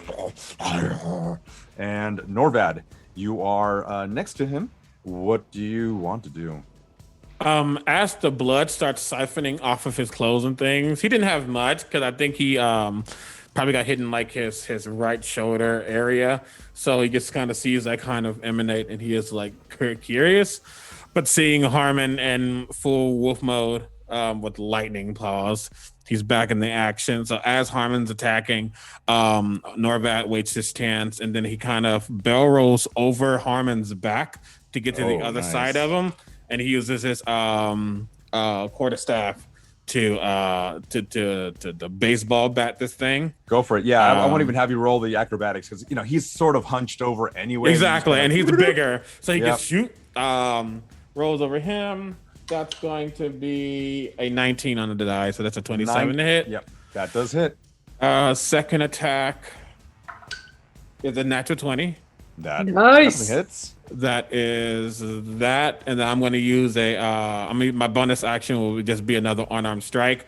So I'm going to hit him, kind of jut with my quarterstaff, and then using that momentum, almost like bicycle kick, flip and hit him and with my foot. I'm barefoot. Ow. But yes, and I flip and hit him with my foot going over. Roll me that one attack. I want to see what that one is specifically. Roll the attack for that one, for the bicycle kick. I did. That was I didn't do that yet. Sorry. I was like, what are you talking about? I did already. That's an 18 on a die. It's a 25. Okay. Great. You hit with everything basically, and the bicycle kick does go off just as you planned it. You embed, begin to strike it, and then the final hit, you're embedding your quarterstaff right there to kind of basically get wedged between two pieces of the stone, still in the earth, so not really damaging it. And then you look to see right around the crotch area of this beam, there's a good chunk of dirt, and you go for his hamstring right there, just pop and. Yep. use that momentum, flip back, land, grab the quarterstaff. So damage, that's going to Roll be. damage. Yeah. I'm gonna double the dice on the crit just to make it easy. Luckily, I don't got none of my other stuff right now. 1, 2, 3, 4. Not the worst part. Okay, so that's an ass. Excuse me. 24, 20, 20. I hate you. 28 points of damage. 28 points. I will say that You're hitting with your fists, right? Your fists are, I believe, they're. I don't think they are. I don't think they're magical yet. Okay. So that's what I'm looking at. So that's. I think that's level 6. Yeah. Right. So that was 7 of that was by hand. Copy that. So Right. so I said it was 28. So 21 and then 7. Understood. So I'm assuming Thank 24 in total. And that's that. And I'll just yell back. This is harder than we thought. As I just focus back here. Okay. It is now Sundra's turn, and now Sundra has not really given up the fight as well. She's staying with you all, and you can kind of tell there's a little bit of bloodlust in her. She likes the fight, if you will. She'll go ahead and roll. That will hit, and she'll go and roll damage. Not a whole lot, but it's still damage. And okay, Odessa, you are up. Okay, so Odessa's going to do a little bit of flavor stuff. Now, Okay. Odessa does not have to reload until her next shot, but she's going to take the opportunity to take one of her shot actions to reload before that. Okay. She will run over to where the sorcerer is on the ground. And she's going to kind of skid to a stop and start conversating with this person that is on the ground while she, kicks out the barrel. Now, Fran, I know I tied you up already, and I'm so sorry, but I forgot to do something. And she's going to reload the 3 bullets. Before she puts the barrel back in, she's going to put the barrel down on his fingers and twist, so it breaks his fingers. Ooh, so you like he's got his fingers kind of up like that, and you take the empty slots, Like the empty slot, like basically if the barrel's popped out, you have the empty spot. Shove that down on his fingers, twist so that he can't do any of his. So now you're locked finger and waving. loaded. With And the then she finger pops it back in up, addition, slams the barrel back in, and takes her shot. In addition to the bullet, gotcha. Yep. You watch, his fingers are kind of sickly. He's got about like an inch long nails, but they're not kept at all. They're just very sickly, and a lot of dirt underneath the nail, and what looks like just a lot of grime everywhere. No, I feel a little bad about that, friend. We're going to talk a little bit about, I think maybe you have been neglected on some level, but first I got to take care of this guy. And she will take her shot, which is going to be a 23 to hit. 23 does hit. Now, he does wince audibly as you do that, but he's still unconscious. Okay. You know what? Hold on. Hold. You What? keep doing your thing. I'm just going to roll something. Okay. Okay. A death save. Odessa is like 9 damage. 9 points of damage. Mm-hmm. Yes. All right. Now, You've is got your gun areas. magical? That's what I was thinking. I don't think it is. I don't think my gun is bullets magical. count. I mean, well, I could have taken magic bullets, but I will say this. Go ahead and roll me a d20 and actually no. A d100. Give me percentile. what is wrong with you? Okay, wait. How do I roll a D100 on D&D Beyond? Roll a d10. And then roll a Okay. It's second on D10. there. If you look on D&D Beyond on the side, it's the one. Oh, there with we the go. two. There we go. It's the Yep. diddles. And I'm gonna roll. Boop, boop, boop. 82. 82. Okay. You shoot the finger of the sorcerer, and for whatever fucking reason, it does the damage that you said, which was 6, right? Magical damage because I took his finger. Because he took his finger. And you have no idea how that happened, but at the same time, you're probably thinking, yeah, I did the proper thing here. You said did the 6 thing. damage. It was 9 damage. 9 damage. Okay. 9 points of finger damage. Okay. We're not gonna. Nope. Nope. Okay. No, Loom. I see you, CB. Not touching that one. Oh, I know what I did. I know what I said. Loom, you're up. I'll be right Moon back. kind of looks over at Odessa, and it's just sort of this look on their face like, damn. And they're going to pop their green flame blade in and go in again. Mhm. Another stabby stab. Do the stabby stab. Do the stabby stab. 17. 17 does not hit. Then they're going to disengage. Okay. Now you watch. The arms are still flailing wildly, and so it's a little bit difficult to get an edgewise. That your blade in there. Is actually going to be the golem's turn now. The grave Jenga's turn, and is going to. You know what? Since Odessa, well, I know Odessa's not here right now, but that loud blast was enough that it's going to take him and going to strike at Odessa one time. Did it? She's far back. No, she was. She moved back to where the sorcerer was, which is right, basically within 10 feet. She took the finger and went clunk. I assume that they're right, going to be right next to. So I thought the sorcerer was 20 feet away from what we were doing and around the golem thing. Where you are, give or take. Yeah, the ground beneath you was around the 10-foot area, right? Gotcha. Okay. Yeah, I see what you got. Yeah. So that will be I'll do Odessa's later, but one is going to be going after you, Harmond, and one after you, Norvad. Ooh, natural 20 on you, Harmond, and a. Oh, hey, it could not do that if it wants. That's 14 totally against you, Norvad. No. Okay, so it doesn't hit you, but I assume it's going to hit Odessa. I'm just gonna again wait for her to come back, and you will be taking Harmond.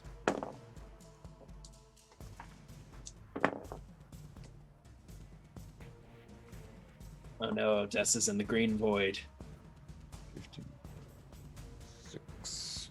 So you'll be taking 21 points of damage. Oh, I need to make a wisdom saving throw Okay, because of my bloodlust. understood. Go for it. So the DC 8.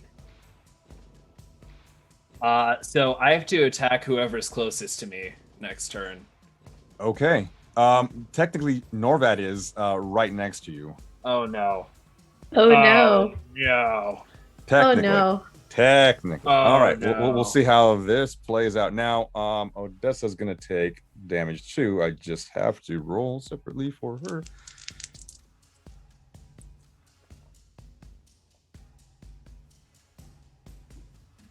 Okay.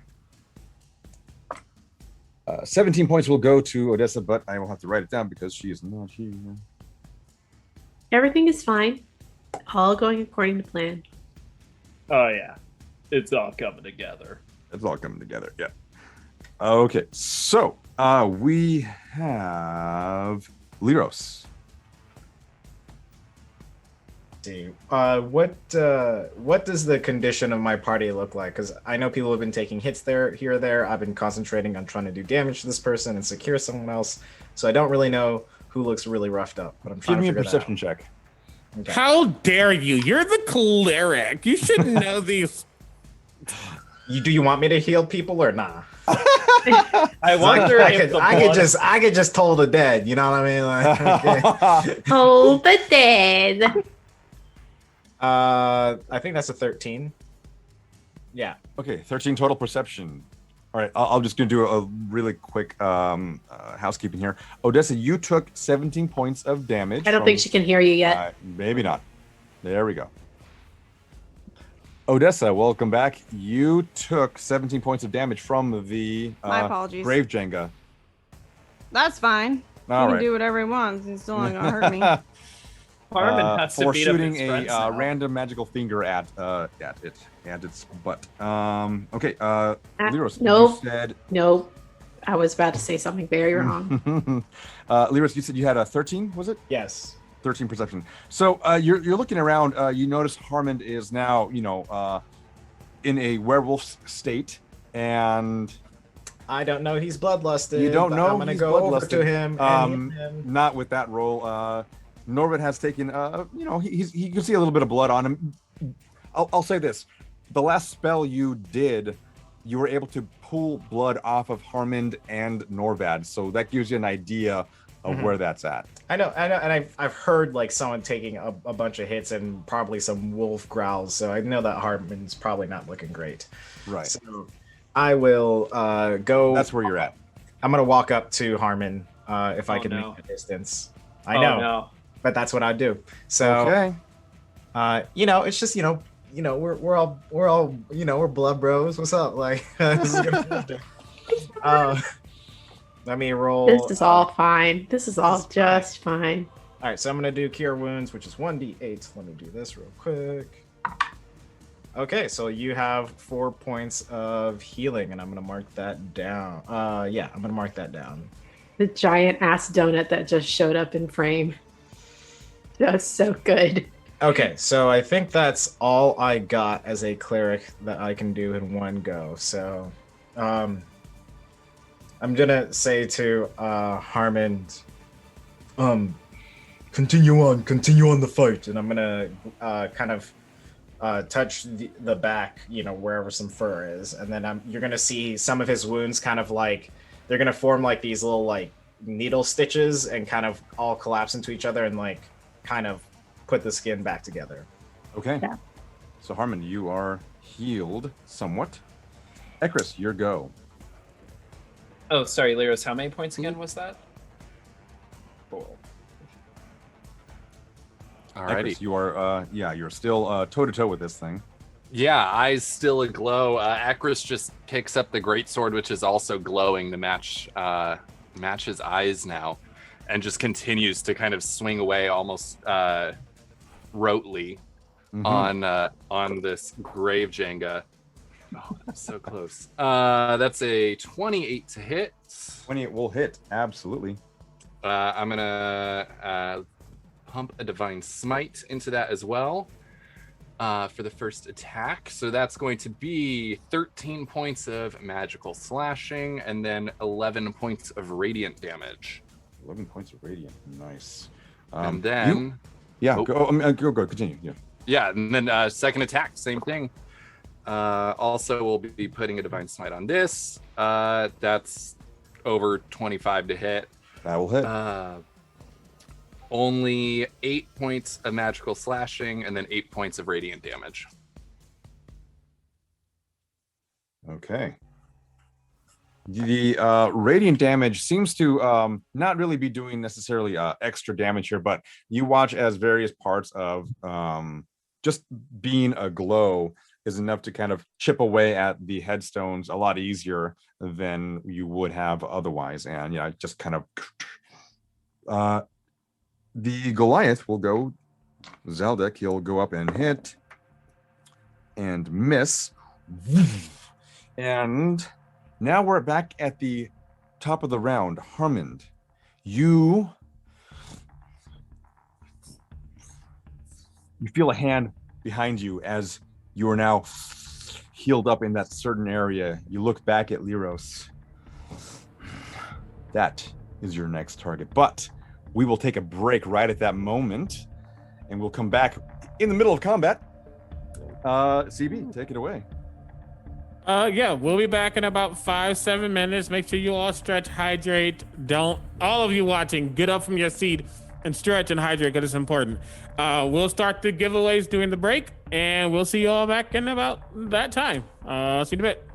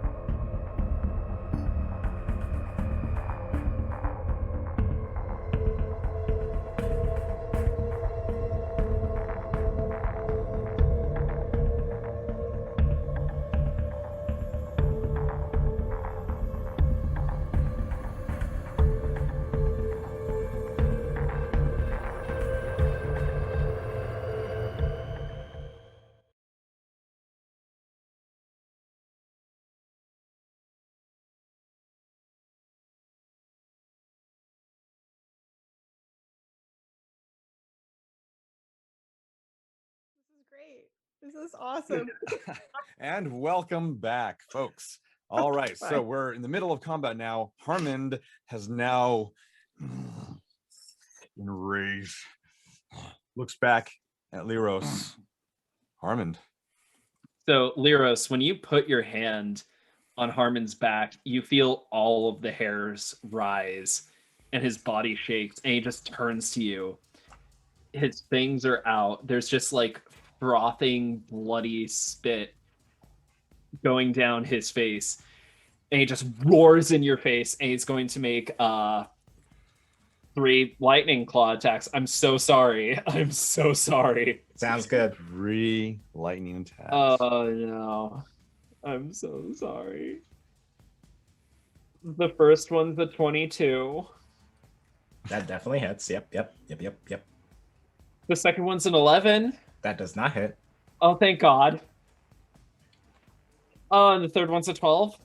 Nope, that hits my shield. So nope. Oh, thank God. Oh, thank God. Okay. I feel better now. So you take 12. You take 18 points of damage, Lirros. Oof. Sounds good. All right. Harmond, yeah, the rest of you see this happen. Norvad, you're up next. You're standing next to Harmond, and you feel the wind from the swipe, and you notice that it didn't contact the grave Jenga in front of you. So you look back and you watch the other two basically. What are you doing? Being executive producer of a show. Anywho, with that, Norvad is about to attack Big Boy. Seeing Harmond attack Lirros. I'm going to.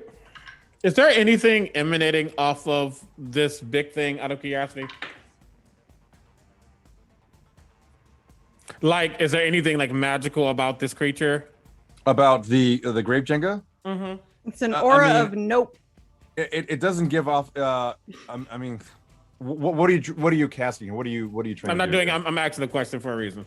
Oh, okay. If it is, it's an aberration, and that's about it. It just looks okay. Norvad sees Harmond attacking Lirros.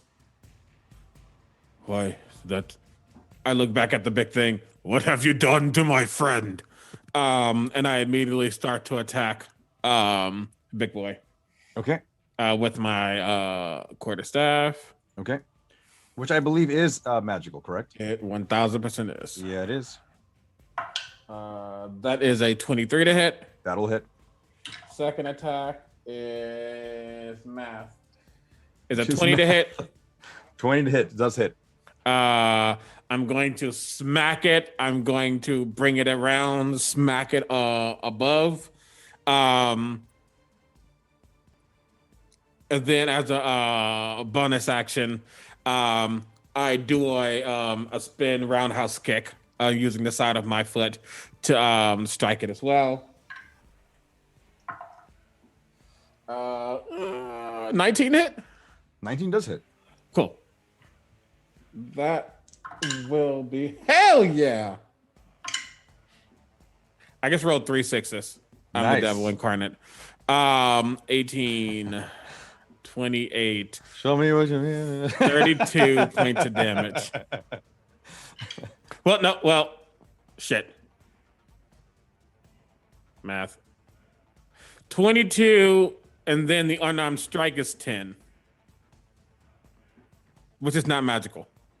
Okay, gotcha. Yeah. Okay, so 22 damage, and then unarmed strike is 10. It's looking pretty rough now. As far as the composure there, it's not really fully there. What you once saw it when it first rose out from the earth. Various of the headstones are now crumbling. You watch actually even as your footing kind of gets a little bit hectic here, as there are chunks of various pieces of earth mound. Some headstone pieces, including I saw you had a little bit of flavor where you went crack on top. Yep. You watch as the cherub head a piece of the top part of it where the halo might have been formed has now broken off, and so now the cherub head sits there with basically half of its right eye. And then I scream out, the monster has charmed Harmond. This is bad. He is attacking Lirros. Okay, so everyone sees this. Sunder's going to go roll her attack. This is what he thinks. It hits and does some damage. Okay. And Odessa. Odessa will hear Norvad and go, heckin' what? And she will stand up from where she was sitting by the sorcerer's side after, administering medical care. And it's okay. And she's going to take 2 shots. The first one is a natural 20. Ooh. For 29. Yeah, that definitely hits. So that's going to be roll your dice. 2 damage. Twice. 17 damage. And then the second one is a 27 to hit. That does hit. It's another 14 damage. Okay.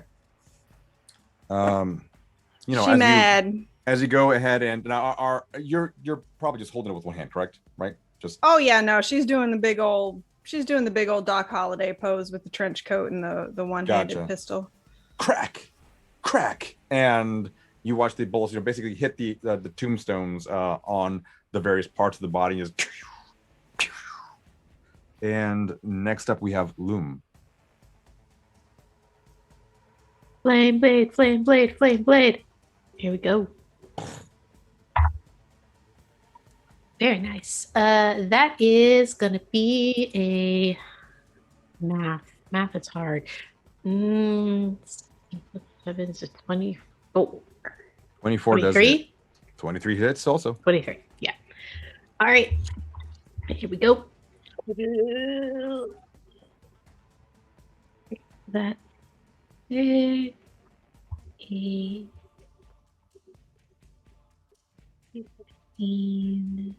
19 damage. 19 damage. Nice. And then I disengage. Disengage once more.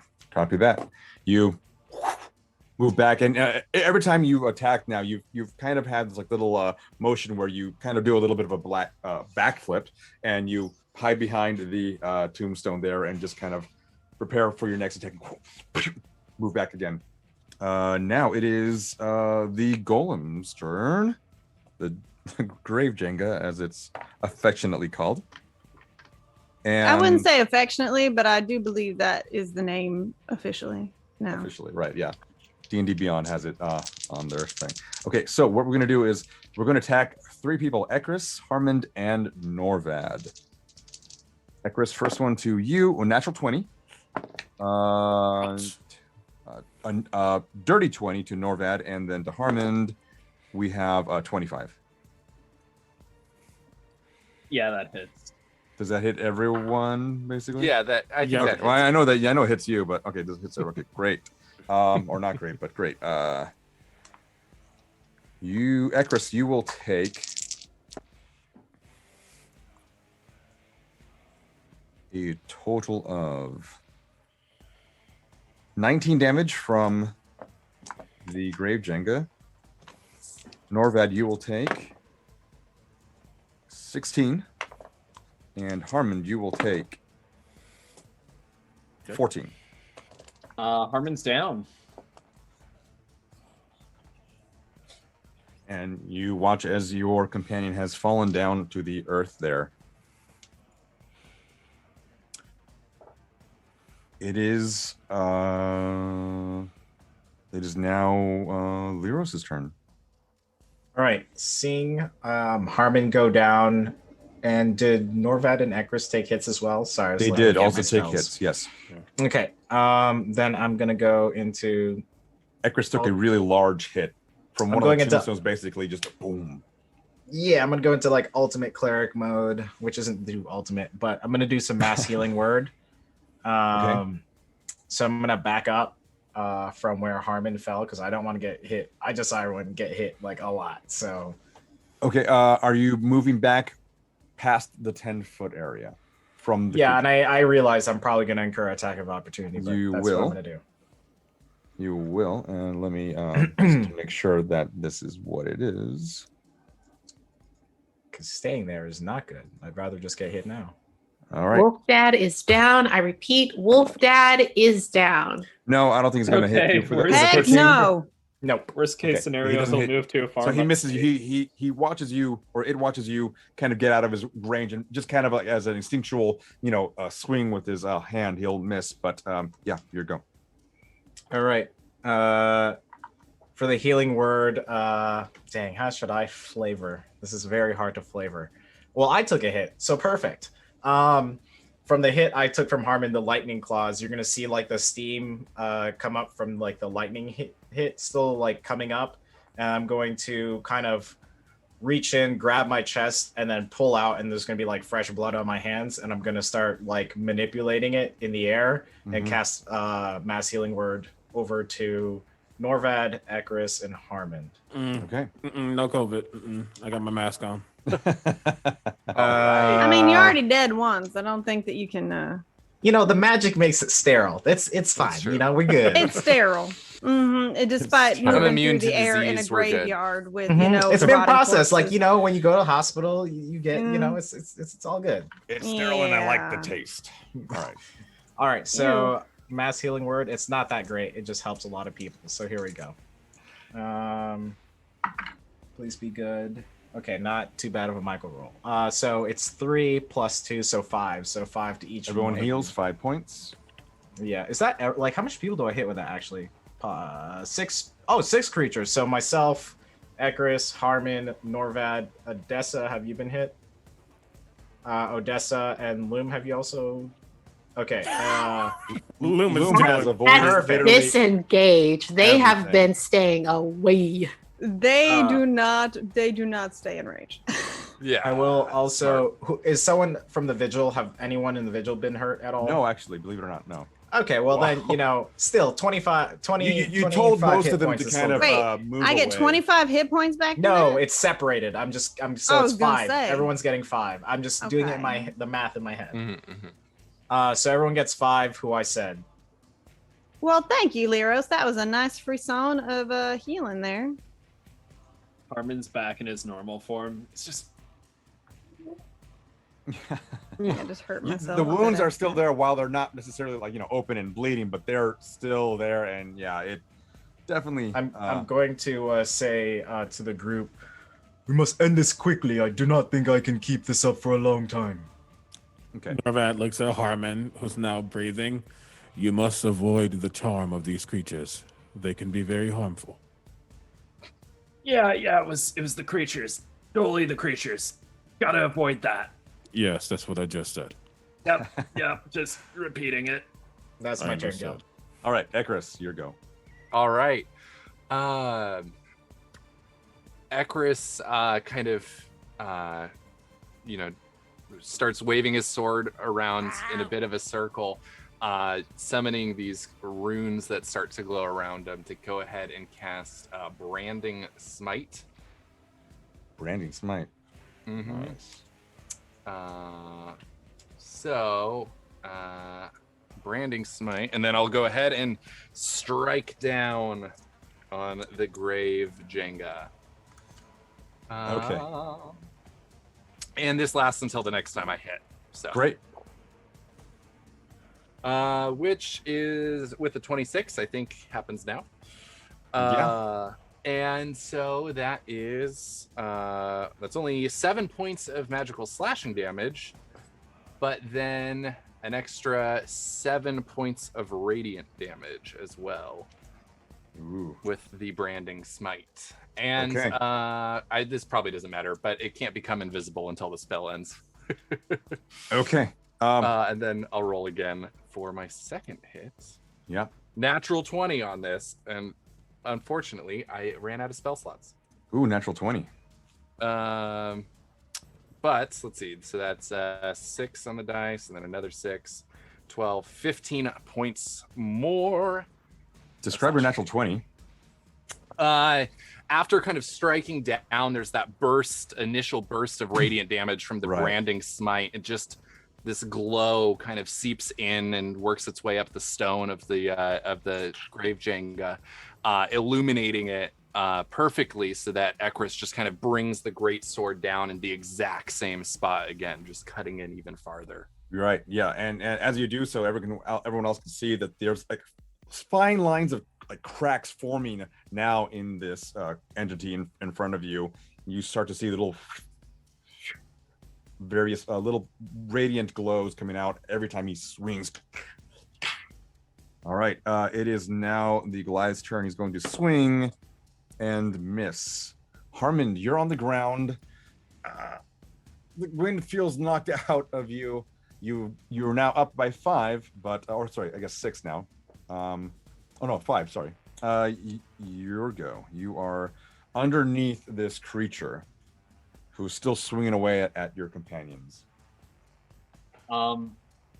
Dude,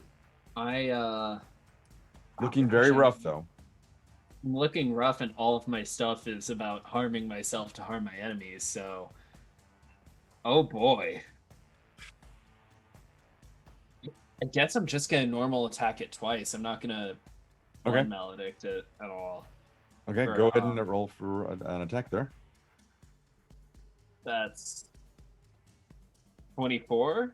24 hits. And a 16. 16. Oh, but I get +4 because of the bless, right? Or do I still have the bless after I got knocked unconscious? You would have died and it would have gone away. Yep, okay, so no bless then. Or you've fallen unconscious, I should say. Yeah. It would have gone away. So 15 points of damage. All right. And that's just non-magical, correct? Non-magical, okay. Yeah. And all right. Now, how I'm going to flavor this is that you're still on the ground. You haven't gotten up yet. You're just kind of like reaching over to where you dropped your blade, and he's going to go and just kind of stab at it. I'm just getting up and just reaching up there. If you want to get up next turn, I'll allow that. No problem. It's not, I'm not keeping you down there. Norvad, your go. It's looking pretty damn rough as far as trying to keep its form up. You see it kind of hobble a little bit. This is more flavor, but seeing everyone get hurt and we're on this ground, Norvad grips his quarterstaff tight as that necrotic energy starts to glow on his arm, and he's saying, "We are done here." And I'm going to just try my best to just knock the shit out of this thing, kind of standing for him in this area that is way too familiar to him.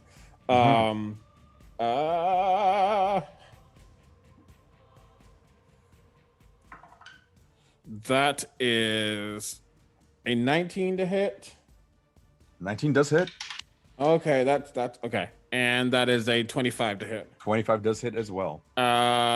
I'd knock him again. I drop the quarterstaff and I rear back and I just try to punch him dead in maybe the cherubim face. Even like climb up a little bit and just boom. Yeah. Last attack. Roll damage. I just want to get all attacks, I guess, to make sure he's dead. I don't know. That was a 24 to hit on the last one, though. Okay. Just to be safe. Yep. That is 10, 13, 23, 27 points of damage. How do you want to do this? When I run up when I kind of grab his body and run up and I rear my arm back, that necrosis kind of goes up to his face again. His eye starts to, it's super normally white. It starts to fade and almost go to a dark gray. As when he connects the attack, some of that transfers to the entity, and almost like a blight, it starts to crumble it down. Right. And you watch as he striking and striking again, that third strike, and he goes in, and normally not doing any kind of real damage here because it is non-magical, but for flavor, you go and you punch into there, and you can kind of feel like a tombstone, like just below your knuckles there. You grab onto it and you realize by pulling back on it, that blight now begins to kind of emanate from that center, and you're holding onto it, just making sure you're not going to let go. And you realize pulling back is enough to just the whole tombstone that's lodged inside there falls apart, and you now begin to see the inside crumble and crumble and crumble, and various bits of old bone and earth begin to, as the thing basically collapses from the inside. And you watch as all the dirt and the headstones, including the little cherub head that has been broken, fall down lifeless on the ground in front of you. The whole area is still kind of in like a upheaval state, where the ground is somewhat soft because of from where it came, but it is not, you're not going to sink in it by any means. That's right, It is- yeah. it Once is I taken care of. once I pull my arm back, I use that momentum to jump back and land on the ground. The necrotic hand, fist on the ground, just.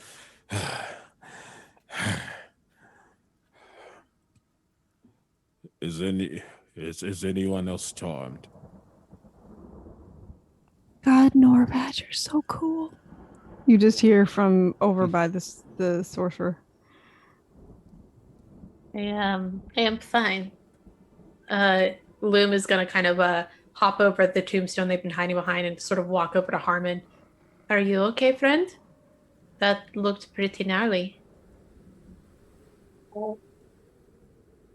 I'm good. I mean, everything physically hurts right now, but I'm good. You attacked Lirros. What happened? Yeah, it's like Norvad said, it must have been charmed or something. I mean, that was a crazy, that was a really bad thing there. Yeah, I don't know what happened. Anyways, let's take care of this creepy sorcerer dude. Yeah, should we take care of this? Oh, he's not going to do anything. Did you kill him? Because I was gonna say we could totally kill him. No, I didn't kill him. I just made sure he couldn't do anything. I thought maybe somebody would want to ask him some questions. Odessa, give me a perception or an investigation check.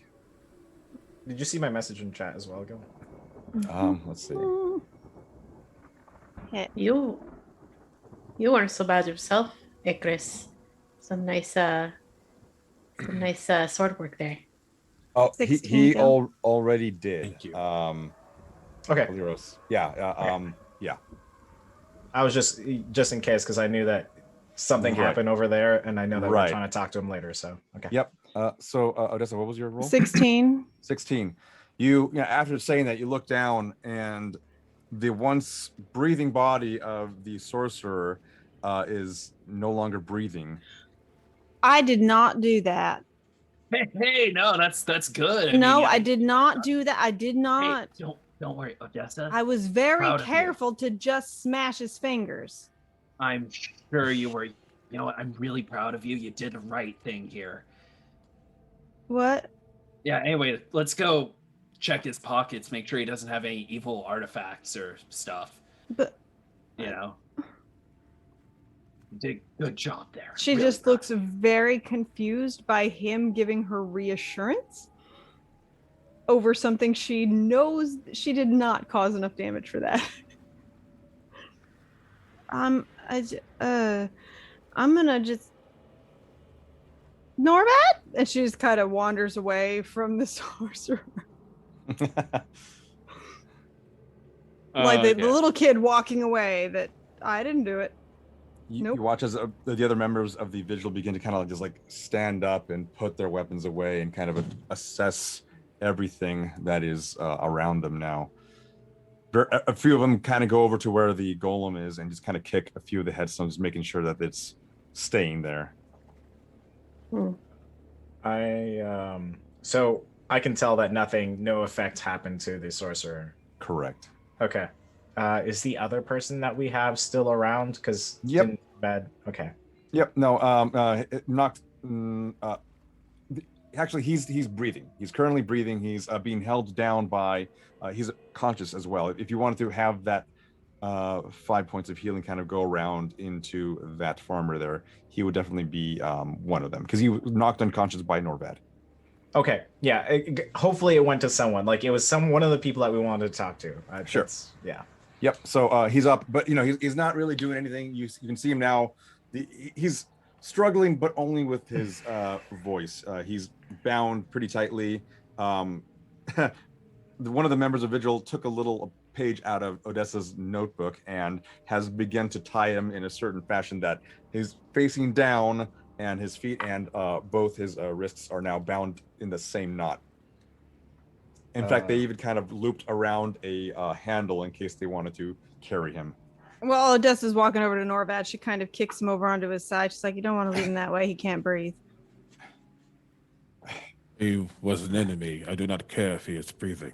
But we do care if he is breathing because we can talk. How are you feeling? I am not your enemy. I'm not talking to you. You hit me. That sounds like something an enemy would say.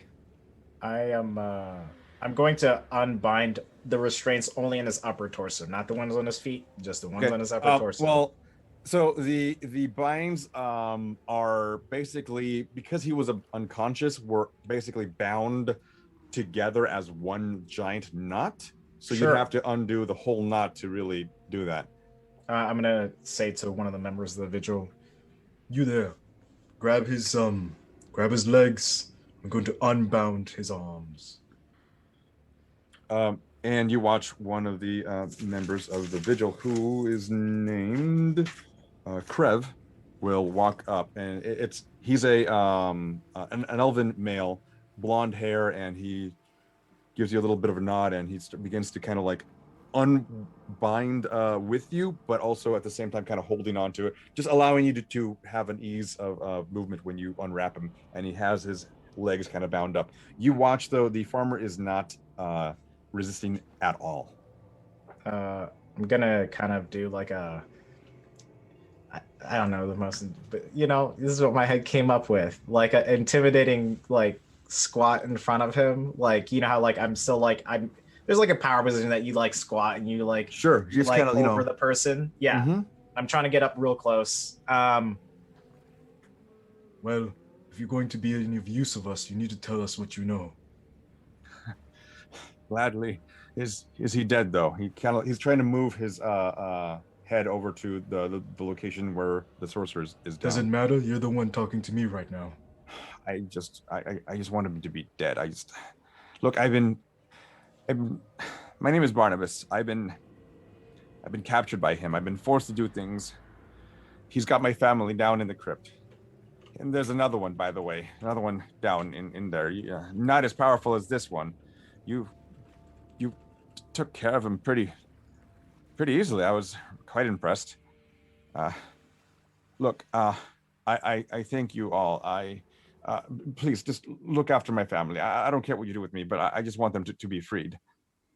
Well, we can take care of them, but you must give us some information that we need to know. Well, there seems to be some sort of blight affecting. Go ahead and roll. What'd you say, Harmond? Oh, I was gonna insight check him, but go for it. Insight, and then Lirros, did you want to do the same thing? Yeah, and I have advantage on that because of equipment I'm wearing. Nice.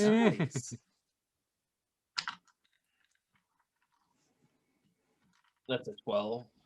12. All right. Okay, micro roll, clearly. Double micro roll. Sweet. I got a 2. 2. So I got in total 7. That's great. 7. Okay. Neither of you are really he's seems honest enough. He's, a farmer.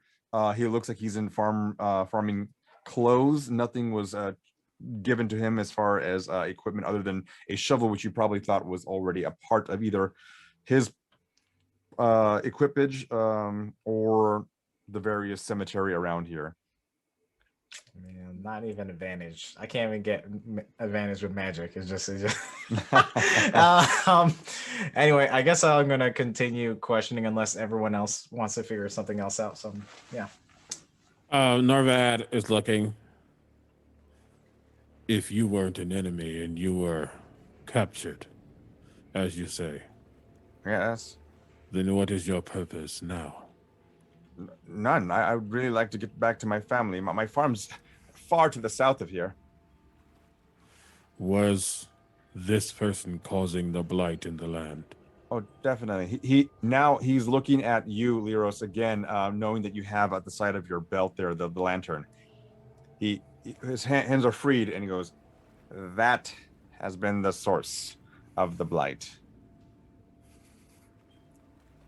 And you had no way of telling anyone you were kidnapped. Kidnapped, yes. He threatened the life of my family. I don't care about my own, but I really care about my daughter and my wife. So because you wanted to protect two, many others have died. Is that what I hear? Many others have died? I think. I mean, starvation's a slow way to go, buddy. I hear you. I don't even know the condition of my own farm. Oh, well, probably not going to be... Listen, I'm not here to talk morality. I'm going to go take the pants off the dead guy because mine are torn to heck. But, that's something to think about. Okay. You mean mine are torn to heck? Yours are torn to heck. I owe you pants. I am so sorry, Lirros. On several levels. Make sure they are legendary.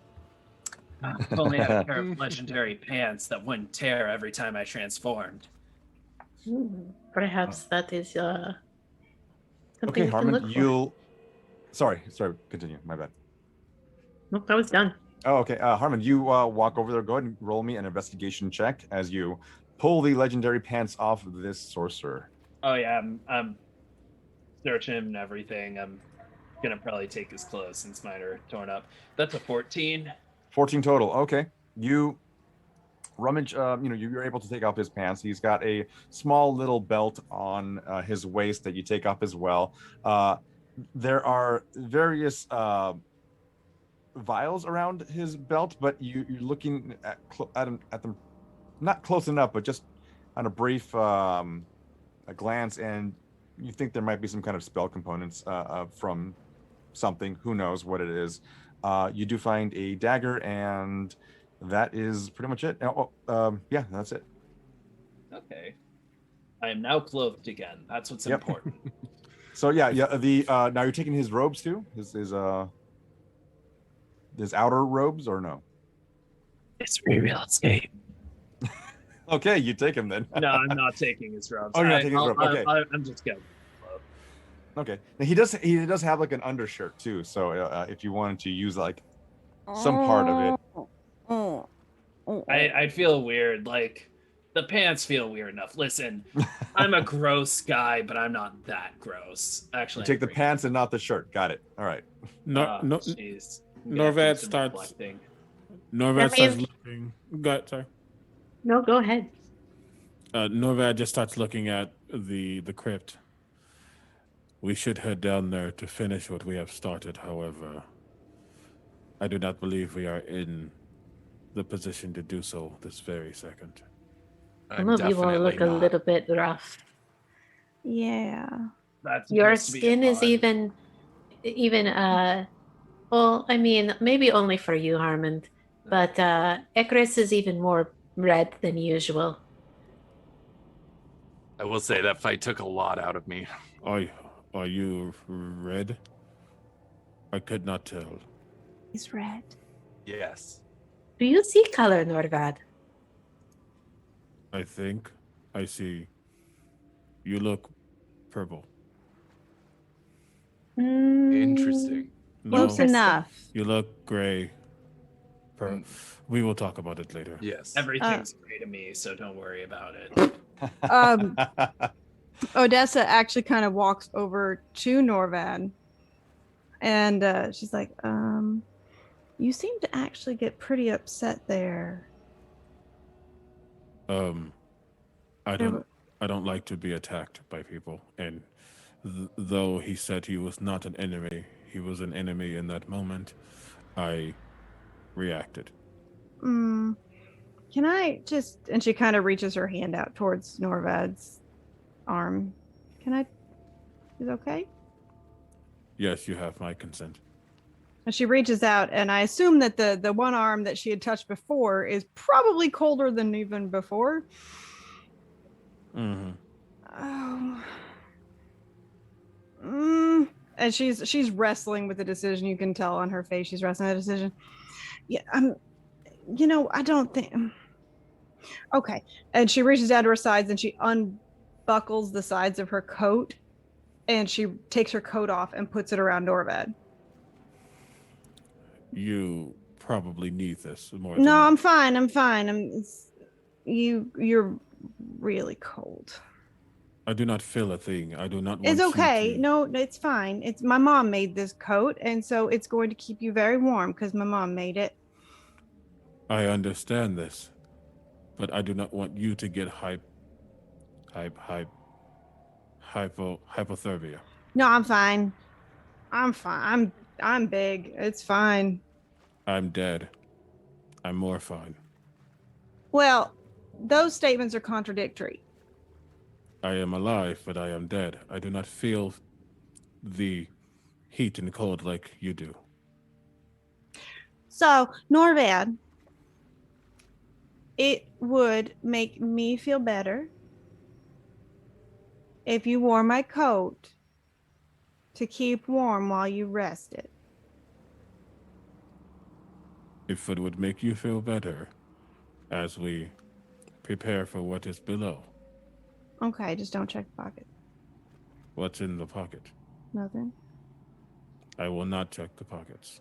Okay. I reach into the pocket. Okay. Left pocket or right pocket?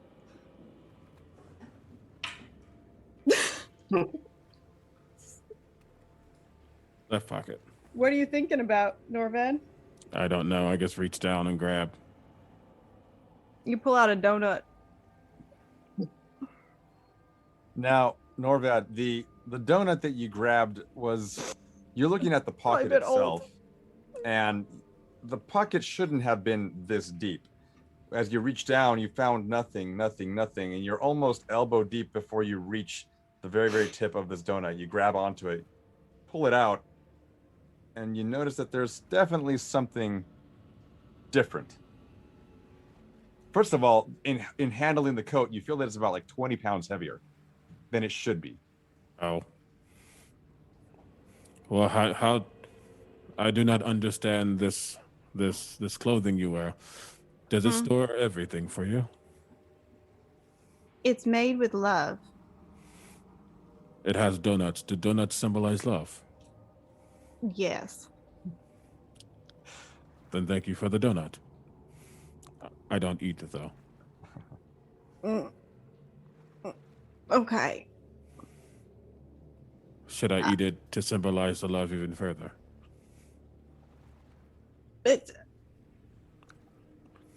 She takes the donut and just shoves it in her mouth. She's just like.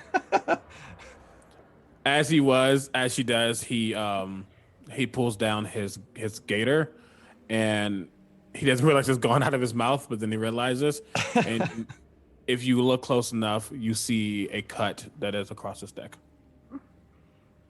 Odessa, roll me perception.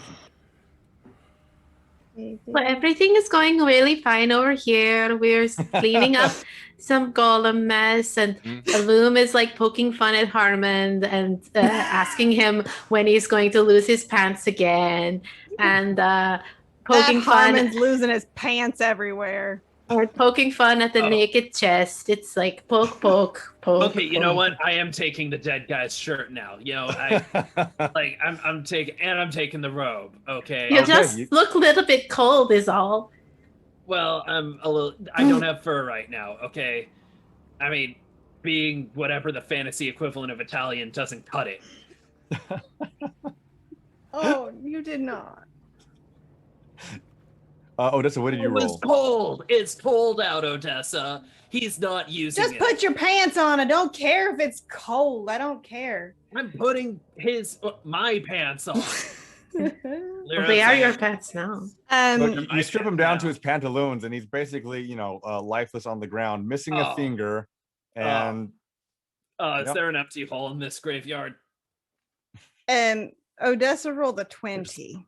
20. Then you do see the scar on his neck, quite prominently, actually. She just kind of tilts her head and looks at him, and then she reaches over and she adjusts the coat, and when she adjusts the coat, she pulls his scarf back up a little bit.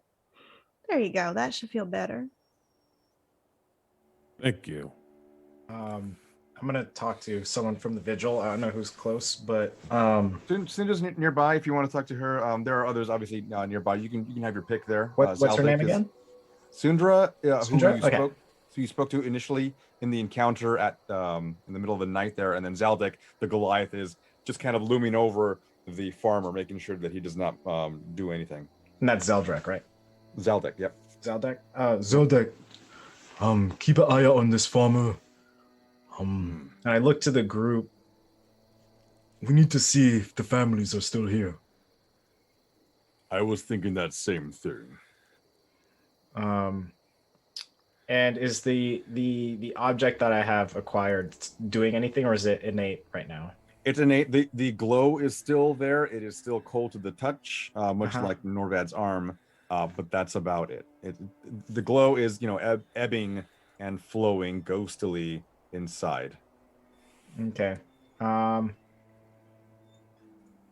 We don't know the condition of the family, and it seems to be that we've acquired whatever device or thing that was causing the blight in the town.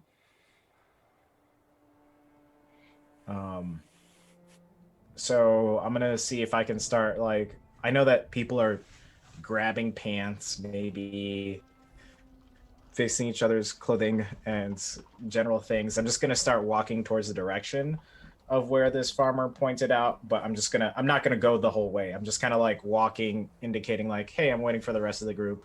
Okay. Roll me perception as you kind of enter, or the front. You're not entering necessarily, but like you said, you're at the entrance now of this mausoleum. Oh, it's okay. I see where we're doing. Yeah. Michael rolls 12.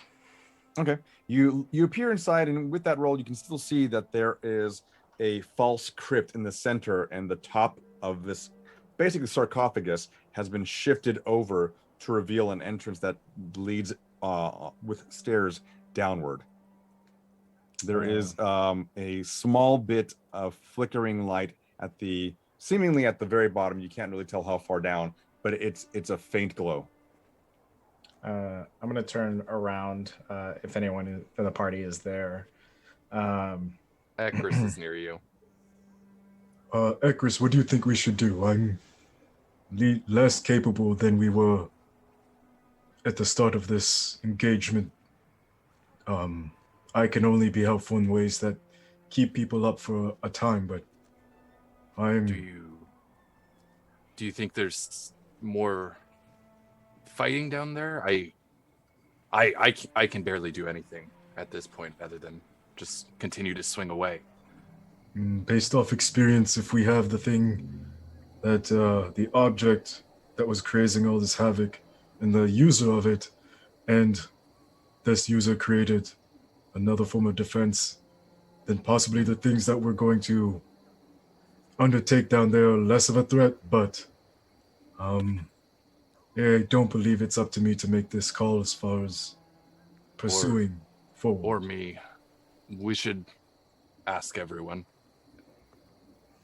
I don't want to leave it. I am personally feeling just fine, but I know that I also have a skill set that allows me to kind of avoid harm if I play my cards right. Harmond, however, looks like crap and maybe needs a little bit of time. I could learn some lessons from you. I'm nowhere as fast at dodging out of the way. Thank you. I appreciate it. But sometime I'll have to tell you how exactly I honed that skill.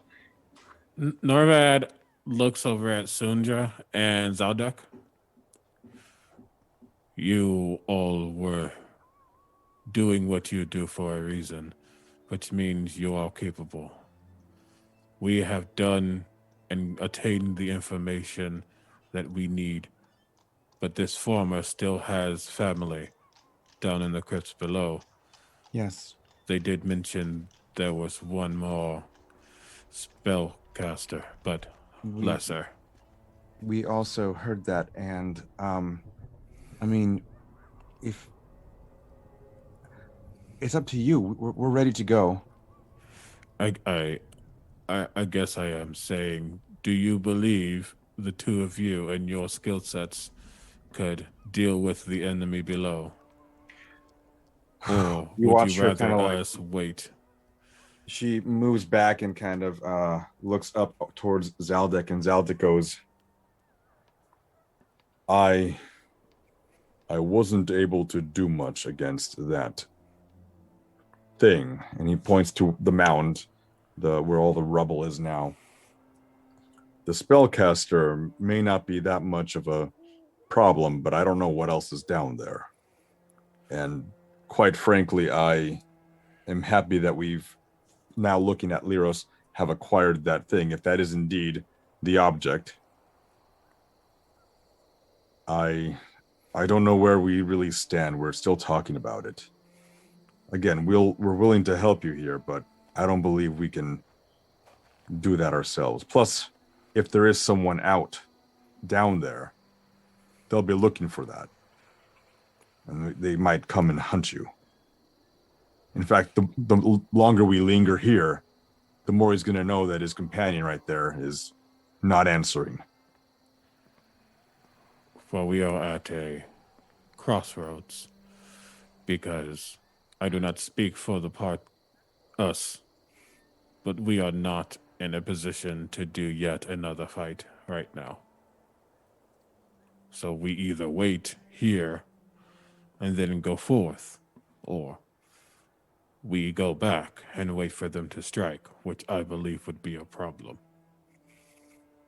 And who knows if this is the only one of this object. I hope it is. Looks like it took a long time to craft it, but if there are others, what then? I believe Odessa is raising her hand for some reason. Odessa is literally raising her hand. Right next to, yeah, right, No, right waiting- next to Norvad Norvad said and- that out loud. Yeah, waiting to be called on. Yes. And she looks at the farmer. Have you been down in this crypt? And the farmer's still kind of on the ground. He's not pouting, but he's just kind of resigned to you guys kind of talking and all that. And I was like, well, yes, I have. I know that crypt. It's not that you head down and there's a few hallways. It's not a labyrinth by any means, but you have to know your way around. Okay, good. Norvad, hold still. And she pulls her coat out and reaches into her coat and pulls out a notebook and a pen or pencil and takes it over to the farmer. Draw it. Okay. I think everybody, we need to take a break though, because honestly, everybody but Loom is looking a little. I agree. Yeah. A short break would probably do I don't know. everyone some I don't good. know how they're still looking so good. I don't. But Honestly, if something breathed on me wrong, I'd be knocked out. I mean, honestly, the way you were fighting, I think it would be yourself that would breathe on you wrong. We need to have a chat. I was getting ready to test that theory, but I think the other one is even more fun. But yes, Let us sit and rest. We can take as long as we need, and then we will continue forth. want to watch me juggle knives? Oh, Oh, sure. hell That's yeah. all. You can juggle knives. I'm going Roll to me- Are try. they different sizes or are they like all one size? Because if they're different sizes, that is harder. They have their two daggers and their rapier. So Oh, man. I got roll a me dagger. performance. If you're going to do it right now, roll me is it performance or is Oh. it is it a dexterity it's check? absolutely performance. You're That's juggling. fun. Oh, this is No. going to be bad. See, now I'm going to take my damage. Here we go. Yep, Loom, I can give you. I can give Loom the knife that I looted off the dead necromancer. Okay. All right, You so can? 3 daggers here. Yeah, Three there we daggers. go. Go for it. Oh man, watch me nick myself with a knife. Loom. It's a 16. Okay.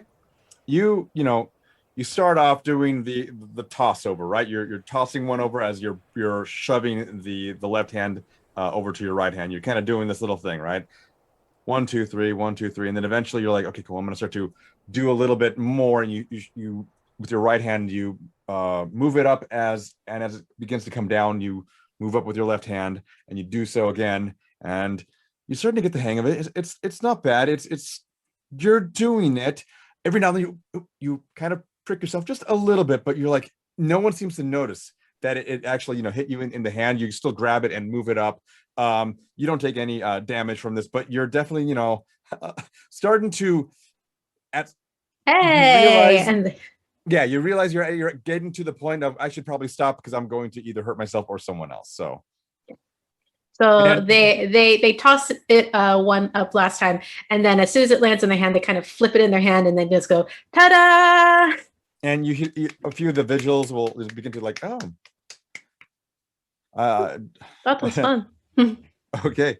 Could you do that with like a I don't know, chainsaw or something? Like I could make. What is a chainsaw? What's that? It sounds it's awesome. an idea that I've got. It like I could show. He's got my notebook. I'll show you when he's not drawing graves in my notebook. It's a really great idea. Over and as you say that, he was drawing and he goes. He kind of flips back to see if maybe you can see something about that, and then he sees you kind of glance back and begins to continue drawing. He wanted to very, very much look through your notebook after you said that. But so everyone else, you guys are going to stay here for an hour. All right. We're keeping a watch on the crypts so nobody can come out. I think Loom is kind of like. Roll me a perception, Loom, or an investigation. All right, cool. I think Loom, since they're the only person here who's not injured, is being super proactive about like keeping an eye on things while the rest of their party give rests. Me investigation. Give me investigation for sure, because you're now Natural 20 for 24. Okay, natural 20. With that, you enter the space there. You watch. There's a door that opens inward on the mausoleum. It's got a beautiful lock on the front of it, obviously open. And the key is actually still dangling from there. The door itself has a nice green motif with various bits of ironwork on it. You enter inside. There are two windows, two little slits on the very top on the side walls there to allow light to pierce on in. And you see a small glass window right about normal person's height. So we're talking right around that 6 foot area. And you imagine that this is probably where folks would on the outside go to either observe their fallen ones or whatnot. But you're looking at the inside here. You're noticing that the sarcophagus inside, the top lid has been slid down, and it's still being held aloft on this large dais in the center. You peer down and you can see the flicker, and it's far down in there. You can just barely get a glimpse of, and just basically right out of your reach. And if it weren't for the fact that there is a torch at the very bottom, you couldn't even see that it goes forward somewhat. That is the extent of your reach. You can feel the cold, damp air kind of emanating from the area. It's not a sickly feeling, but it's something you'd expect off a crypt or a mausoleum of sorts. And you can just still barely smell that musty air from the crypt below. And that's about all you get. You can, you're looking around here, you see various footsteps beneath you that have traveled from the stairs up to the open area. And Hey everybody, I think I've seen what direction we need to go in once we get down there. Seems to be a light at the end of the tunnel. Literally. That before, but okay. Okay, so as you all lay down to rest, you sit down, you prop yourselves up on various tombstones, basically licking your wounds, allowing yourself to rest after. No, only Harmon's licking his wounds, and we told him not to do that in public, but he continues. No, these guys will wake up like this and just kind of. Norvad isn't saying anything. He's not doing anything, and only if you're really looking, you will notice he is very uncomfortable here. Okay.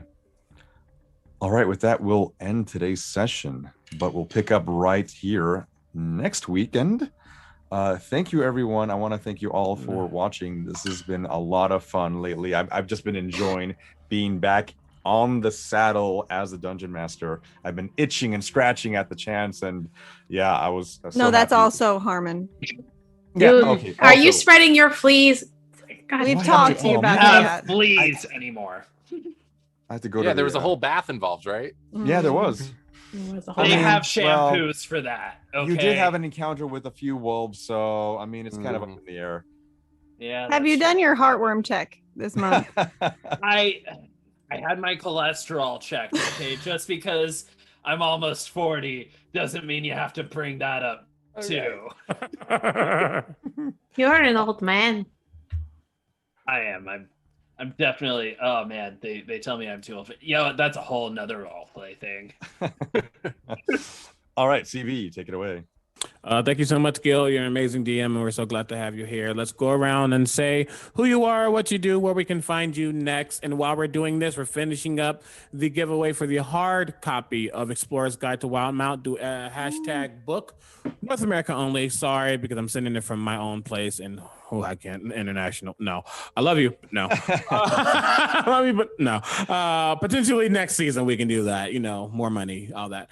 But we're going to start with who are we starting with? We're starting with Michael. Oh, hello. My name is Michael Sinclair II. I go by Michael Crypts everywhere. I'm on Twitter. That's where you can find where I'm doing everything. I'm on Twitch. So once I get caught up in schoolwork, I can play some Magic the Gathering with the new set coming out. We just announced that I'm in the second season of Into the Motherland, so check that out when that drops on Cypher Tears channel. And then I'm on Second Star to the Right, which happens every other Friday. So we have one next Friday coming up, and then I'm on the Fate Forge Academy podcast, which is every Friday a podcast. So I'm just busy doing lots of things. But that's me. Yeah. Who's next? Odessa. Okay. What? Oh, sorry. I was making Mel Brooks jokes in the chat. I was distracted. Hello. I am Kelli, mostly known as the Opera Geek. You can find me pretty much everywhere fine beverages are sold as the Opera Geek on Twitter, Facebook, YouTubes, and Twitch, where I do stream occasionally. I am finishing up Hyrule Warriors, hopefully this Sunday.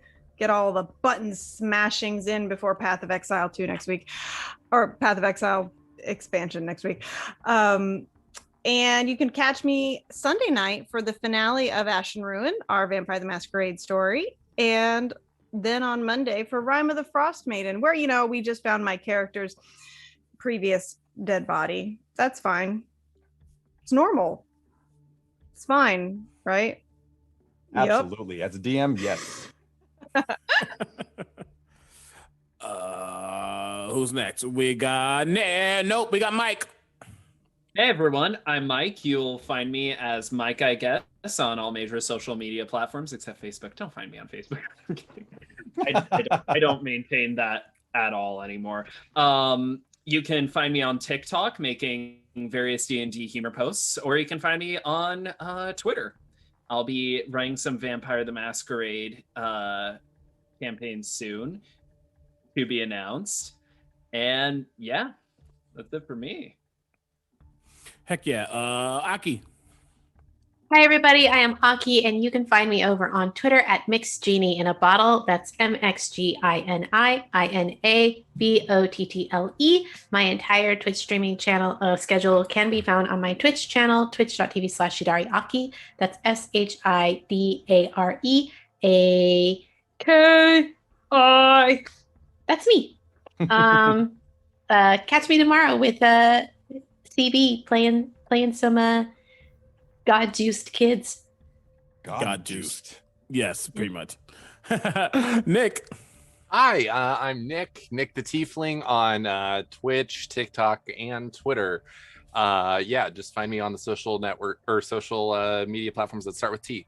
I make TikTok D&D content as well. You can also catch me Wednesday evenings on it's the Sellsword Saga, which is a new campaign in a completely homebrewed world over on the Twitch channel Fae Fiends and Friends. Gil technically, I guess. Hey folks, my name is Gil Ramirez. You can find me just about everywhere at Gil the Vlogsmith. I'm mostly on Twitter, so if you want to ask me any question, that would be the main avenue I would like to funnel things at. But I'm everywhere, and I make stuff. I'm a blacksmith. You make Thanks some for amazing watching. stuff. Thank you. Thank you.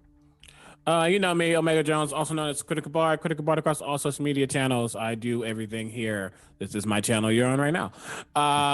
Check me out doing many things. I might stream tonight. Who knows? I'll let you know. Catch me tomorrow over on Saving Throw Show with Aki for some new Pantheon. Again, God, children, just being messy. And I do many other things. Just check out my socials.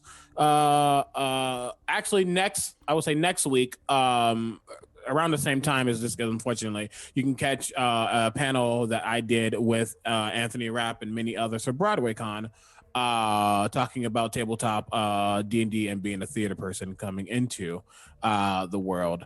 Anywho, last chance to enter exclamation book to win a hard copy of Explorer's Guide to Wildemount. I'm going to give a quick shout out again to D&D Beyond Wizards and Idle Champions for being amazing friends of our channel, as well as all of our many sponsors: Legendary Pans, Die Hard Dice, Found Familiar, Mage Hand Press, Adventuring Kit, and I'm missing something. Nope. I think that's it. There's it. And a big shout out to Mythomatic in the background. He is the man behind the curtain. He is the Wizard of Oz. He is keeping this show up and running because I was too tired and didn't want to produce the show myself. Get you a producer, pay them. Get you a producer who can do it for you. And Myth is an amazing individual who I am very proud to call my friend. And with that, we're going to pull this giveaway. And it's going to, it's going to Graffumbly. Yay! Congratulations. Cool username. Heck yeah. Shout out to you. Thank you so much for everything that you do. We'll be reaching out to you. We were going to raid somebody, but they just went offline. The audacity. So we're gonna raid somebody else, I guess. How dare. We are going to raid someone. I would like to raid.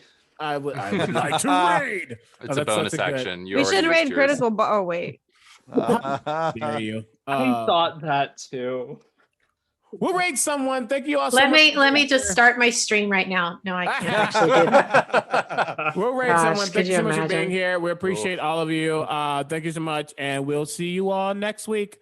Bye. Bye. Stay wild, y'all. I